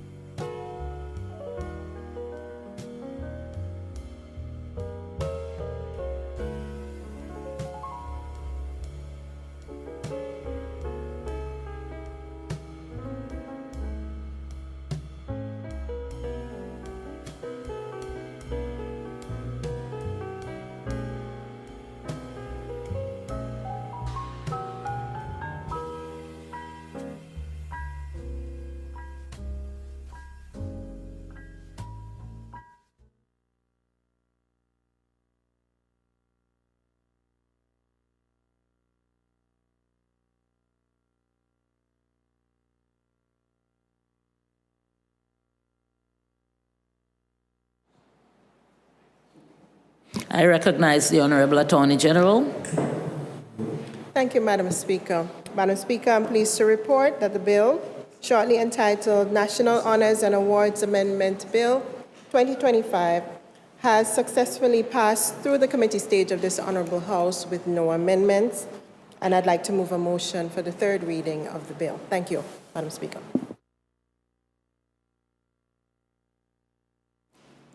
Can we have a seconder, please? I recognize the Honorable Financial Secretary. Thank you, Madam Speaker. I rise to second the motion for the third reading of the bill.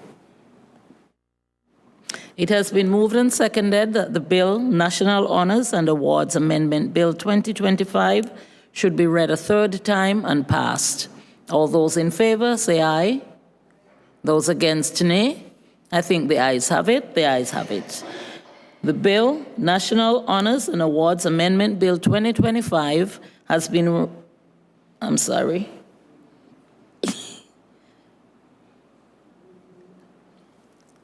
The clerk should now read the bill. Sorry. National Honors and Awards Amendment Bill 2025. Right. And the bill, National Honors and Awards Amendment Bill 2025, has been read a third time and is accordingly passed.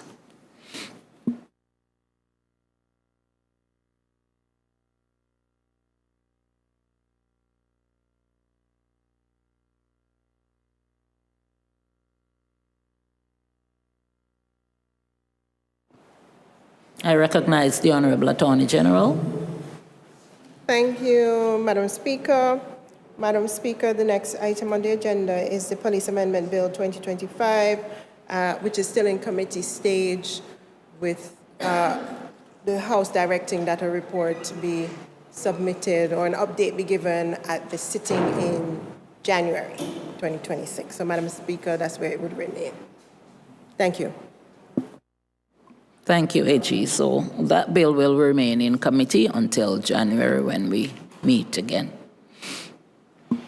Other business, adjournment. I recognize the Honorable Premier. Thank you very much, Madam Speaker. Madam Speaker, I rise to move a motion for the adjournment of this Honorable House.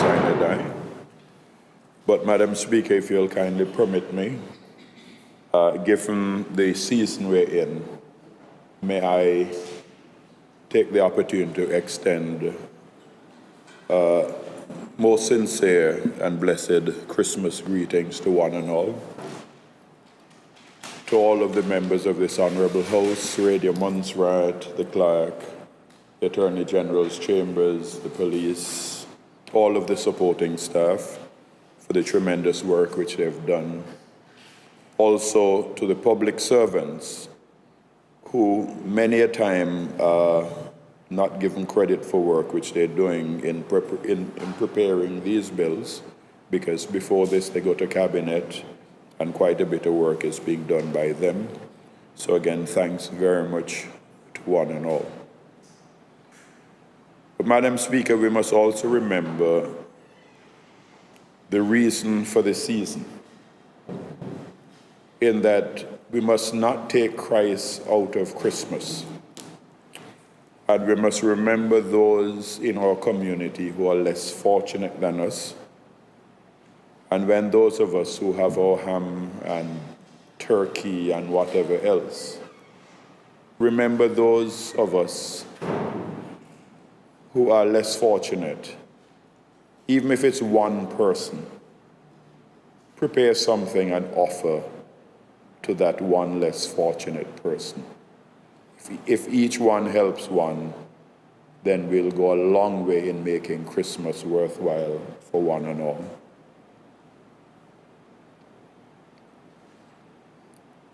Madam Speaker, our festive season is also on us. And while we go out and we enjoy the festivities, it is also important for us to have designated drivers so that when we imbibe a little too much of certain substances, that we have someone who can take us safely home. without causing problems for others. If you are unable, or if those of us who imbibe those substances feel unable to make it home, even if you don't have a designated driver, park up your vehicle on the side of the road and take a snooze and sleep it off. Because we cannot afford to have any fatalities on our roads. And we also have to reduce the number of accidents that are taking place on the roads. It would be remiss of me if I also don't say a big thank you to the airlines that have been operating in and out of Montserrat, who have gone over and beyond to ensure that we have been in a position to get our people here and also to get our people off island, despite all of the challenges. So a huge, big thank you to all of the airlines for playing their part. So may we continue to celebrate the season, and may 2026 be a prosperous and bountiful one for all of us. Thank you very much, Madam Speaker.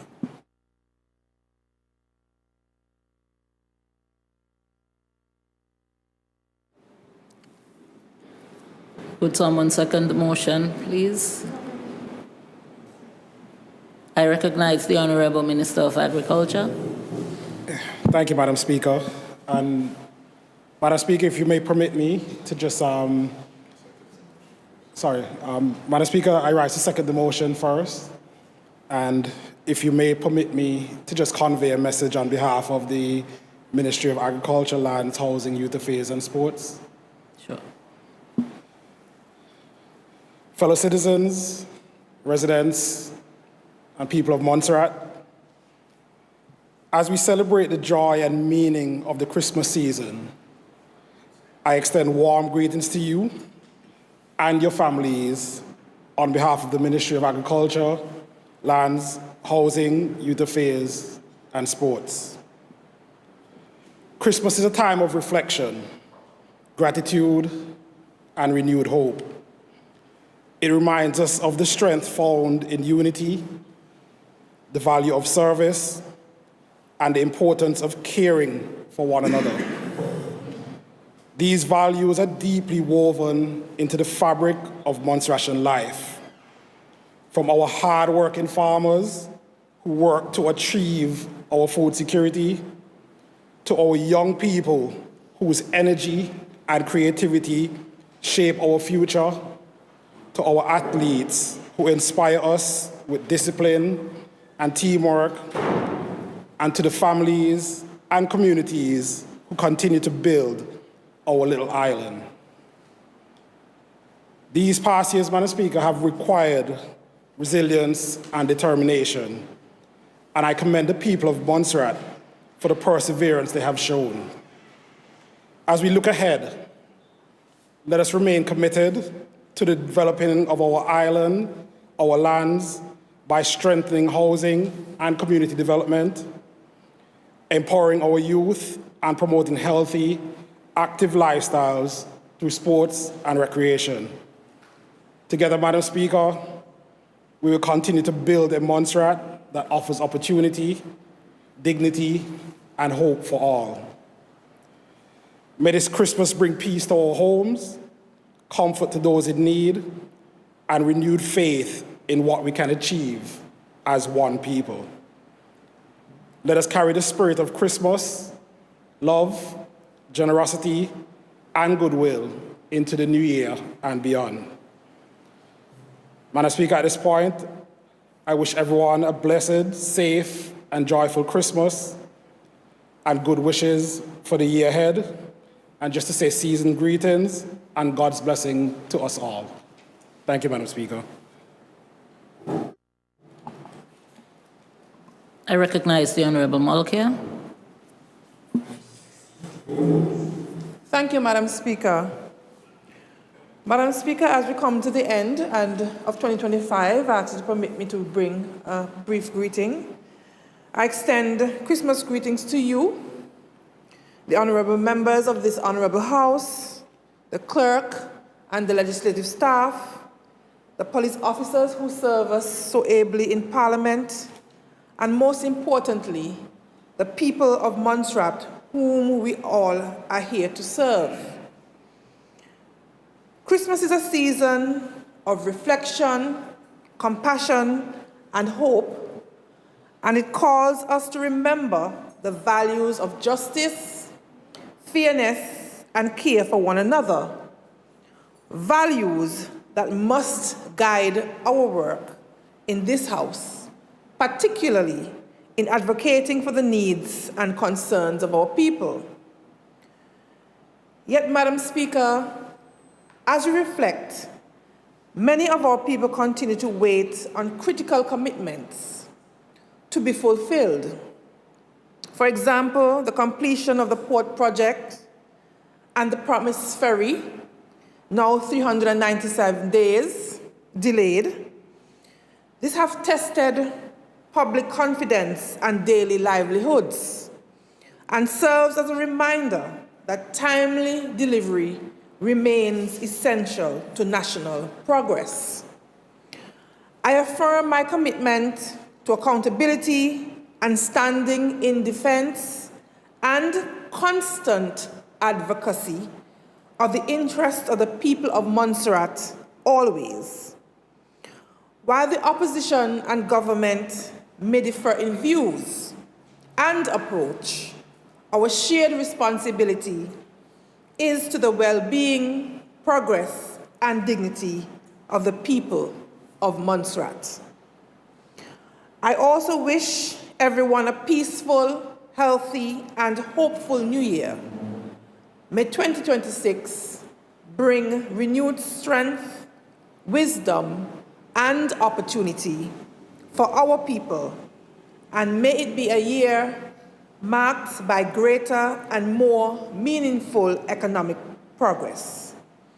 Have an enjoyable and safe Carnival and a blessed Christmas and a prosperous New Year to one and all. Thank you.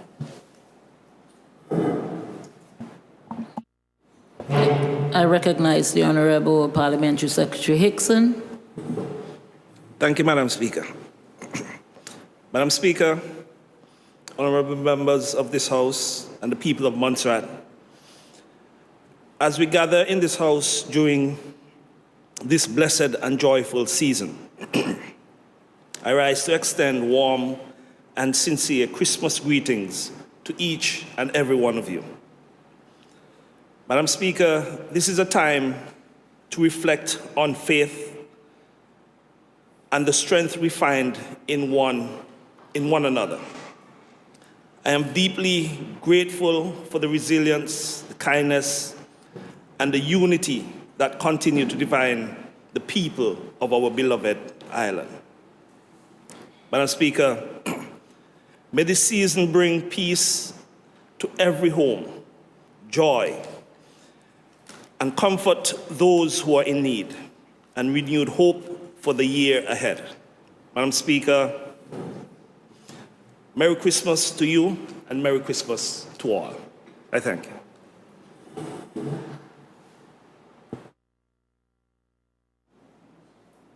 Anyone else wish to contribute?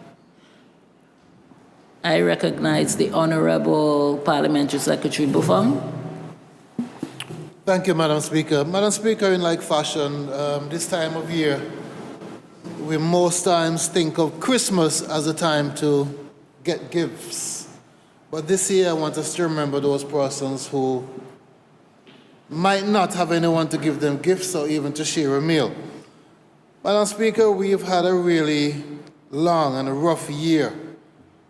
But I also want to be grateful for the fact that we are here at the end of it and looking forward to next year. And despite the challenges, despite anything that might have happened, our community and our people have shown remarkable resilience and in most cases, compassion, especially for their fellow men.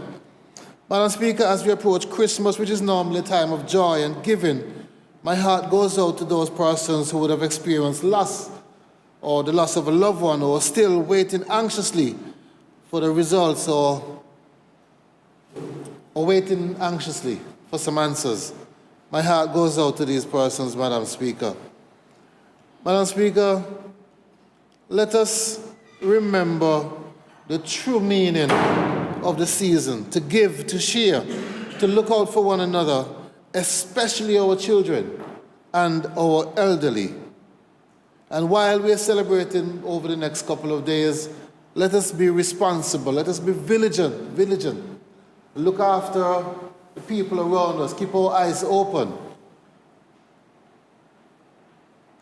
Madam Speaker, as we look forward to a new year, I'm asking the people of Montserrat to come out to our festivities and support our artists, our performers, support the shows, but again, be responsible in doing so. That is a big part of our heritage, of our culture, is the attendance of these shows and the performances by persons who have put themselves forward. We tend to be a little bit harsh sometimes in our criticism, but let us be accepting of what they're doing for us. So finally, Madam Speaker, as we look forward to the new year, let's hold on to hope. Hope for brighter days, for healing, for progress of Montserrat.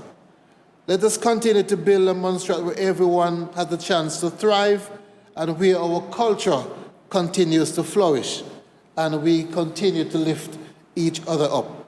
To every one of you in this honorable house and those of you hearing my voice, I want to wish you a happy Christmas and a very prosperous new year when it comes, with, of course, prosperity and good health. Merry Christmas, everybody. Thank you.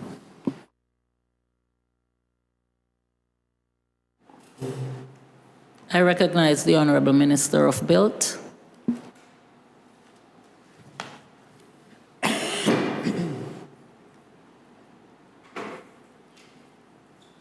Thank you, Madam Speaker. Madam Speaker, this in particularly, after many years, I seem to have become enamored again by the spirit of Christmas.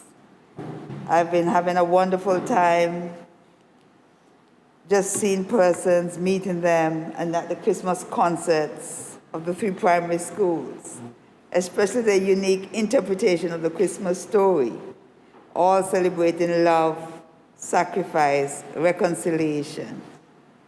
And Madam Speaker, what was of interest to me was that they placed Joseph on trial, which I've never seen before in all my life. But out of that trial, Madam Speaker, love triumphed and the family was saved. And so at this time, as we celebrate Christmas, it speaks of love to all mankind and the sacrifice. I do believe, and I may be wrong, that there is no other celebration throughout the earth, irrespective of our faith or creed or worldview, that helps to remind people of the values and the gifts of peace, sharing, goodwill, love, and hope, irrespective of, and the beauty of family. And not just your family, but building the spirit of community, the world family, the human family. It also engenders within us, if no other time, except when we have disasters, a greater compassion for those who are less fortunate, struggling to hold things together. Many are families, due to various circumstances, divorce, sickness, loss, death in all its myriad forms, drugs, just not knowing where to turn. But Madam Speaker, at the same time, we're also reminded that Christmas allows us to gather. It inspires us to unite as a people. And that while we enjoy the love, the warmth, support of families and friends and neighbors around us, we must take time to think of others, pray for others, and extend, as our Premier said, our hands, our feet, our time, our talent and treasure to share the good tidings of this great joy that could bring peace and make the reality of Isaiah 9, verse 2, Emmanuel, God with us, that reality of the people. That we become the light that mighty God has sent us to be, shedding and dispelling the darkness from the lives of all people. As we celebrate Christmas with the rest of the world, Madam Speaker, I implore us all to share the gifts of love and joy and peace and goodwill. And I pray that God's favor will enter every life and home. It has really been a remarkable year of ups and downs, but by God's grace and mercy, we made it through. And as a people, as a country, we give the honor and glory to Him. I bring heartfelt thanks and Christmas blessings from the Ministry of Built, MUL Port Authority, and all of our contractors. We want to say thank you. And to my colleagues and their ministries and their departments, our cabinet colleagues and their staff, Madam Speaker, yourself, the Legislative Assembly, and the honorable members of this House, to Her Excellency the Governor and the staff, FCDO teams, our CARICOM brothers and sisters, OECS and other international partners. We cannot forget, Madam Speaker, our private sector, our civil society and NGOs who are going to be working hard to make Christmas special for many persons. Our police officers, the sacrifice they make to keep us safe, and those who serve within this House. Our judges, our justices of the peace, and our magistrates. And as we have shared earlier, our defense force. And to all the peoples of Montserrat, for the love and warmth and support and encouragement that you have bestowed upon us as a government, and your prayers, which gives us the strength and the wisdom to lead. My church family, my adopted families, my blood families here and abroad. I dare not name names. I'll get in trouble. For your support, your encouragement, and your love, I want to thank you today and wish you God's blessing. As we move together into the new year, let us renew our commitment that we will make a difference. It is an opportunity, Madam Speaker, to view every day of the year ahead, God's Spirit in our lives, as a new gift of opportunities, of hope, new perspectives. And so, despite the difficulties of the year gone by, we spring forth and we launch into the new year, a year of growth, development, prosperity, and hope. And we continue to build our one Montserrat. I pray for 2026 that each of us will prosper and multiply and be in good health, mentally, physically, emotionally, as our soul prospers. I can assure us that what we need to go forward, we have already received. And I wish you a joyous Christmas, a wonderful, prosperous, a new year. And please stay safe during the festivities, which I encourage us all to keep wholesome. God bless us all. God bless the people of Montserrat at this time. Thank you, Madam Speaker. I recognize the Honourable Leader of the Opposition. Thank you, Madam Speaker. Madam Speaker, as we approach the Christmas season, a time traditionally marked by joy, generosity, and togetherness, many families are not as fortunate as others. And Madam Speaker, some instead face anxiety and uncertainty. Madam Speaker, the reality of our situation where we have slow sales, sluggish economy, and the absence of meaningful economic relief have made it a difficult period for some workers, some small businesses, and households alike. And Madam Speaker, human beings, being human beings, will always compare what is happening in the neighboring islands. And it is not surprising, Madam Speaker, that you would hear references made about our neighboring governments like Antigua and Barbuda, St. Kitts and Nevis, paying double salaries or providing special support, while we may be unfortunate not to be able to benefit from similar, Madam Speaker. Madam Speaker, Christmas is a time Madam Speaker, when we want to do well and we want to do the best for our people, but perhaps, Madam Speaker, our own government is not in a financial position at this time to do similarly to as other neighbors are doing. Madam Speaker, Christmas is a time when we try to ease burdens, stimulate the economy, bring relief, and empower consumers' spending power. When we cannot do so, Madam Speaker, the result is an economy that remains sluggish. But let us hope, Madam Speaker, there is some lift by the Christmas activities and the festivals. Notwithstanding these challenges, Madam Speaker, the spirit of Christmas calls on us to hold fast to what truly sustains us: family, friends, faith, and community. Even in difficult circumstances, let us find ways, however simple, to spend quality time with loved ones, to share a meal, a kind word, or a moment of laughter during Christmas season and the end-of-year celebrations.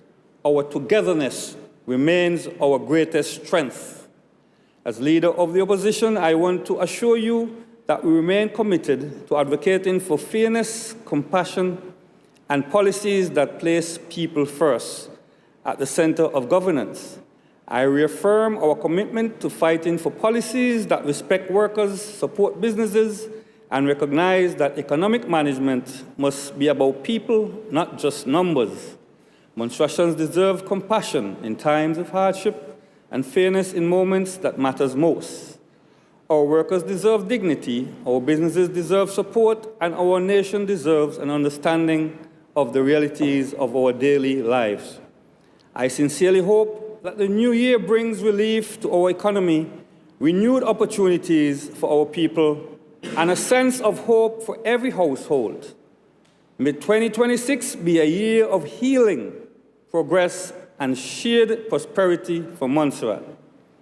On behalf of the opposition, I wish the staff of the Office of the Opposition, members of the opposition, members of the government, all members of this honorable House, all public and private sector workers, retirees, citizens, residents, visitors, family, relatives, friends, and supporters, a peaceful Christmas and a brighter, more hopeful New Year. May God bless you all, and may God bless Montserrat.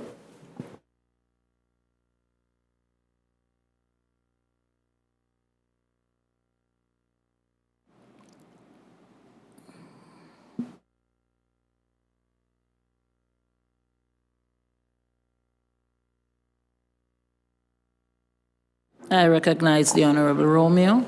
Thank you, Madam Speaker. Madam Speaker, I realize that many of us in this House have already gotten a gift called flu. But when I saw the Honorable Premier stand up and speak, I have to force myself to do the same. Madam Speaker, Christmas is not merely a season of comfort. It's a season of truth. And Madam Speaker, the one whose birth we celebrate plainly stated that the truth will set us free. He did not promise us that things would be easy, but that it would be liberating. Truth. Madam Speaker, the truth is that Montserrat is in a time of crisis. These are difficult days, and the months ahead, particularly probably January, will be harder still. But we also must speak the truth that no single government can be blamed for all we face. This administration has worked under heavy constraints, and we must acknowledge both effort and good intention where it exists. So, Madam Speaker, I must first take this opportunity to wish you a very Merry Christmas and a prosperous New Year. And the same to all of my colleagues in this House, all the ministers, parliamentary members, Honorable Finance, FS, Honorable AG, my fellow members in the opposition, the ZJB staff, the police, Madam Clerk, you and your staff were always ready to assist us. Madam Speaker, so I started at home. I welcome, wishing us in this house a merry and prosperous Christmas and New Year. Madam Speaker, sorry, I know that the ambitions of the members of this House are noble. But, Madam Speaker, ambition alone cannot sustain a people. When hope fades, people don't wait, they leave. And yet, Madam Speaker, this Christmas season, I've been reminded of the great spirit that we have in Montserrat still. So then, Madam Speaker, I must make sure I wish warm greetings to the families and all of the people who we serve, we're elected to serve, at home and abroad. We are their servants, and they are our leaders, Madam Speaker. Madam Speaker, I attended the Bridge Church the other day, and they kept repeating this song. Your name is power. Your name is healing. Your name is life. Break every stronghold. The one we celebrate has that sort of a power, Madam Speaker. And Madam Speaker, my greatest wish is for servant leadership. Madam Speaker, the one we celebrate today, did not choose to be in a palace when he was born, but in a manger. He did not serve himself, but the poor, the sick, the rejected, the stranger, the weak, all year long, and not just at Christmas. Madam Speaker, in Montserrat we've been facing a 30-year stronghold, and it will not be resolved by power alone, nor by plans alone, but by leadership rooted in humility, truth, and service. Madam Speaker,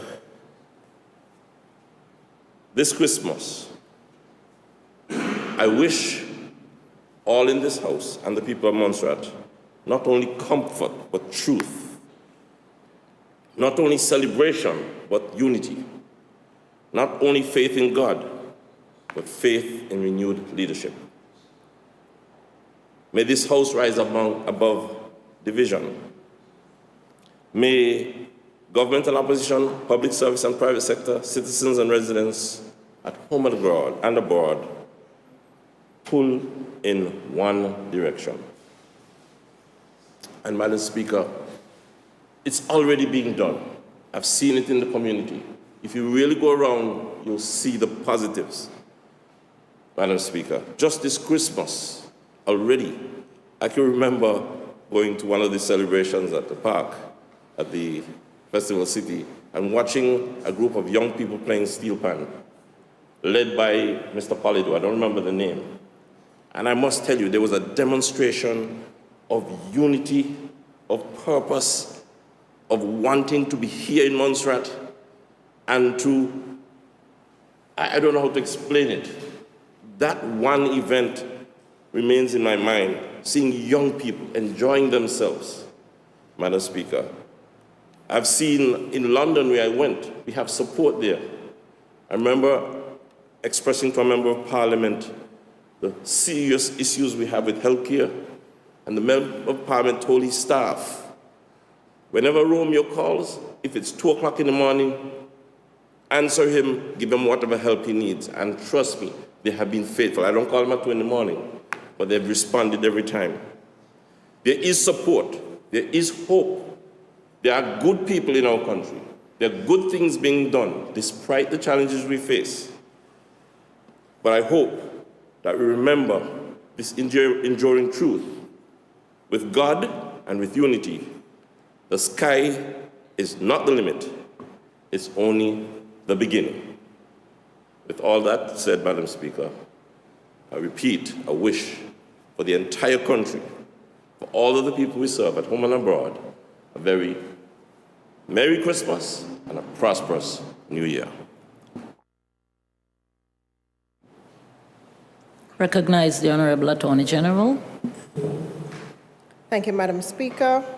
Madam Speaker, like other members of this Assembly, I rise on this adjournment to give my Christmas and New Year greetings. Madam Speaker, I'd like to extend warm greetings to yourself, the Clerk of the Assembly and your staff, the police officers, and the media representatives who serve this Assembly so faithfully at each sitting.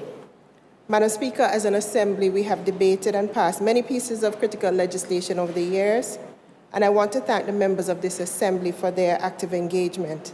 And I extend warm greetings to each member of this Assembly and their families, and I pray that the Christmas and New Year will bring blessings to all. I would also like to take this opportunity to send the Christmas greetings to Her Excellency the Governor and her staff, the Deputy Governor and her staff, Her Ladyship, the Honorable Judge, the Registrar and the Registry staff, the Chief Magistrate and his staff, and the staff of all the ministries and departments within government, the statutory bodies and other agencies with which the AG's Chambers works. And I look forward to a continued and productive working relationship with you all in 2026. Madam Speaker, I would not be able to function effectively without the team within the AG's Chambers, and I extend warm greetings to the members of my staff and their families at this time. Madam Speaker, we, the members of the Attorney General's Chambers, we undertake to continue to support the work of the Assembly. Before I take my seat, I wish all persons hearing my voice a blessed, safe, merry, and a peaceful Christmas, and a bright and prosperous 2026. Madam Speaker, as a nation, despite whatever challenges we may each be facing, we need to remember that Montserrat is truly blessed. I ask everyone to please remember the reason for the season, look out for your neighbors, and help the less fortunate during this Christmas and New Year season. And I pray that God will continue to bless and protect our nation and its people in 2026. Thank you, Madam Speaker. I recognize the Honorable Financial Secretary. Thank you, Madam Speaker. Madam Speaker, I'll just wrap this up quickly. I won't take too long. First, I want to extend Christmas and holiday greetings to every member of this House, starting with you, Madam Speaker, Honorable Premier, members of the opposition, my colleague, the Attorney General. Also to give greetings to Her Excellency the Governor, our colleagues in FCDO, my Ministry of Finance team and staff, the members of government, the permanent secretaries and their teams, statutory bodies, regional partners, international partners that I relate with on a daily basis, and to the people and residents of Montserrat.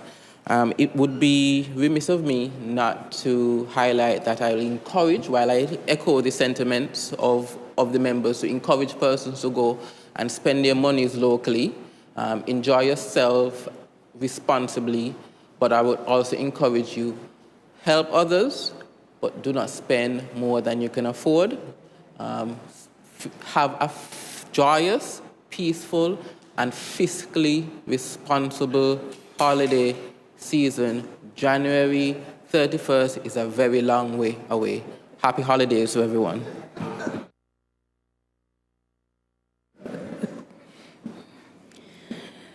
And I will now bring up the rear in this season of reflection, thankfulness, and connection, as I express my gratitude for the privilege of serving as your Speaker over the past year.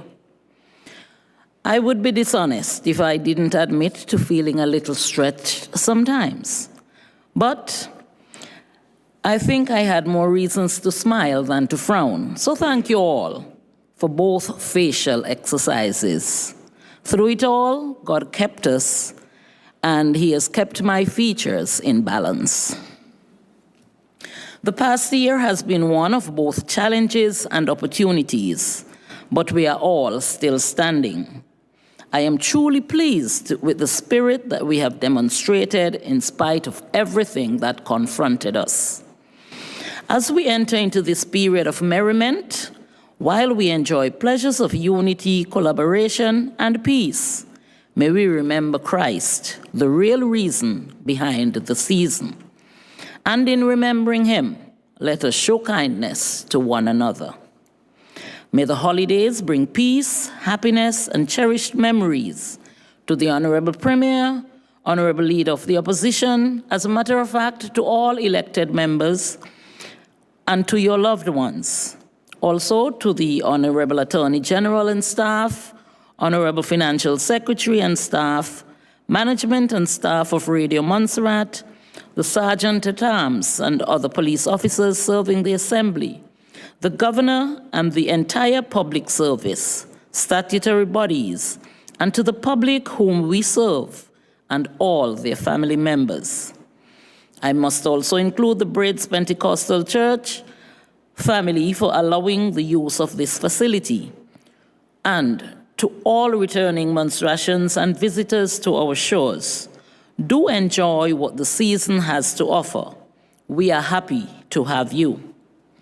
But I dare not forget the clerk and staff of the Legislature Department, who have all contributed to the successful handling of our deliberations in Parliament, and for me personally, for your assistance in ensuring my quick grasp of the requirements of this role.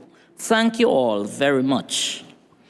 I also extend greetings to the many well-wishers for your encouragement and feedback, especially those who were relentless with their prayers and messages on a Tuesday morning as I prepared for the meetings of the Assembly and other times in between.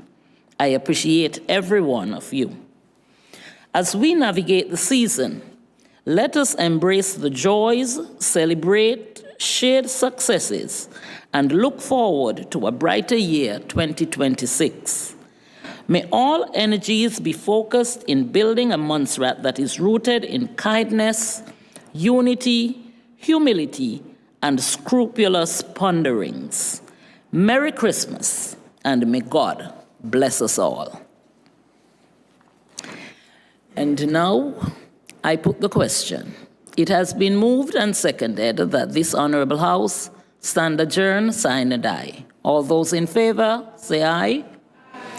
Those against, nay.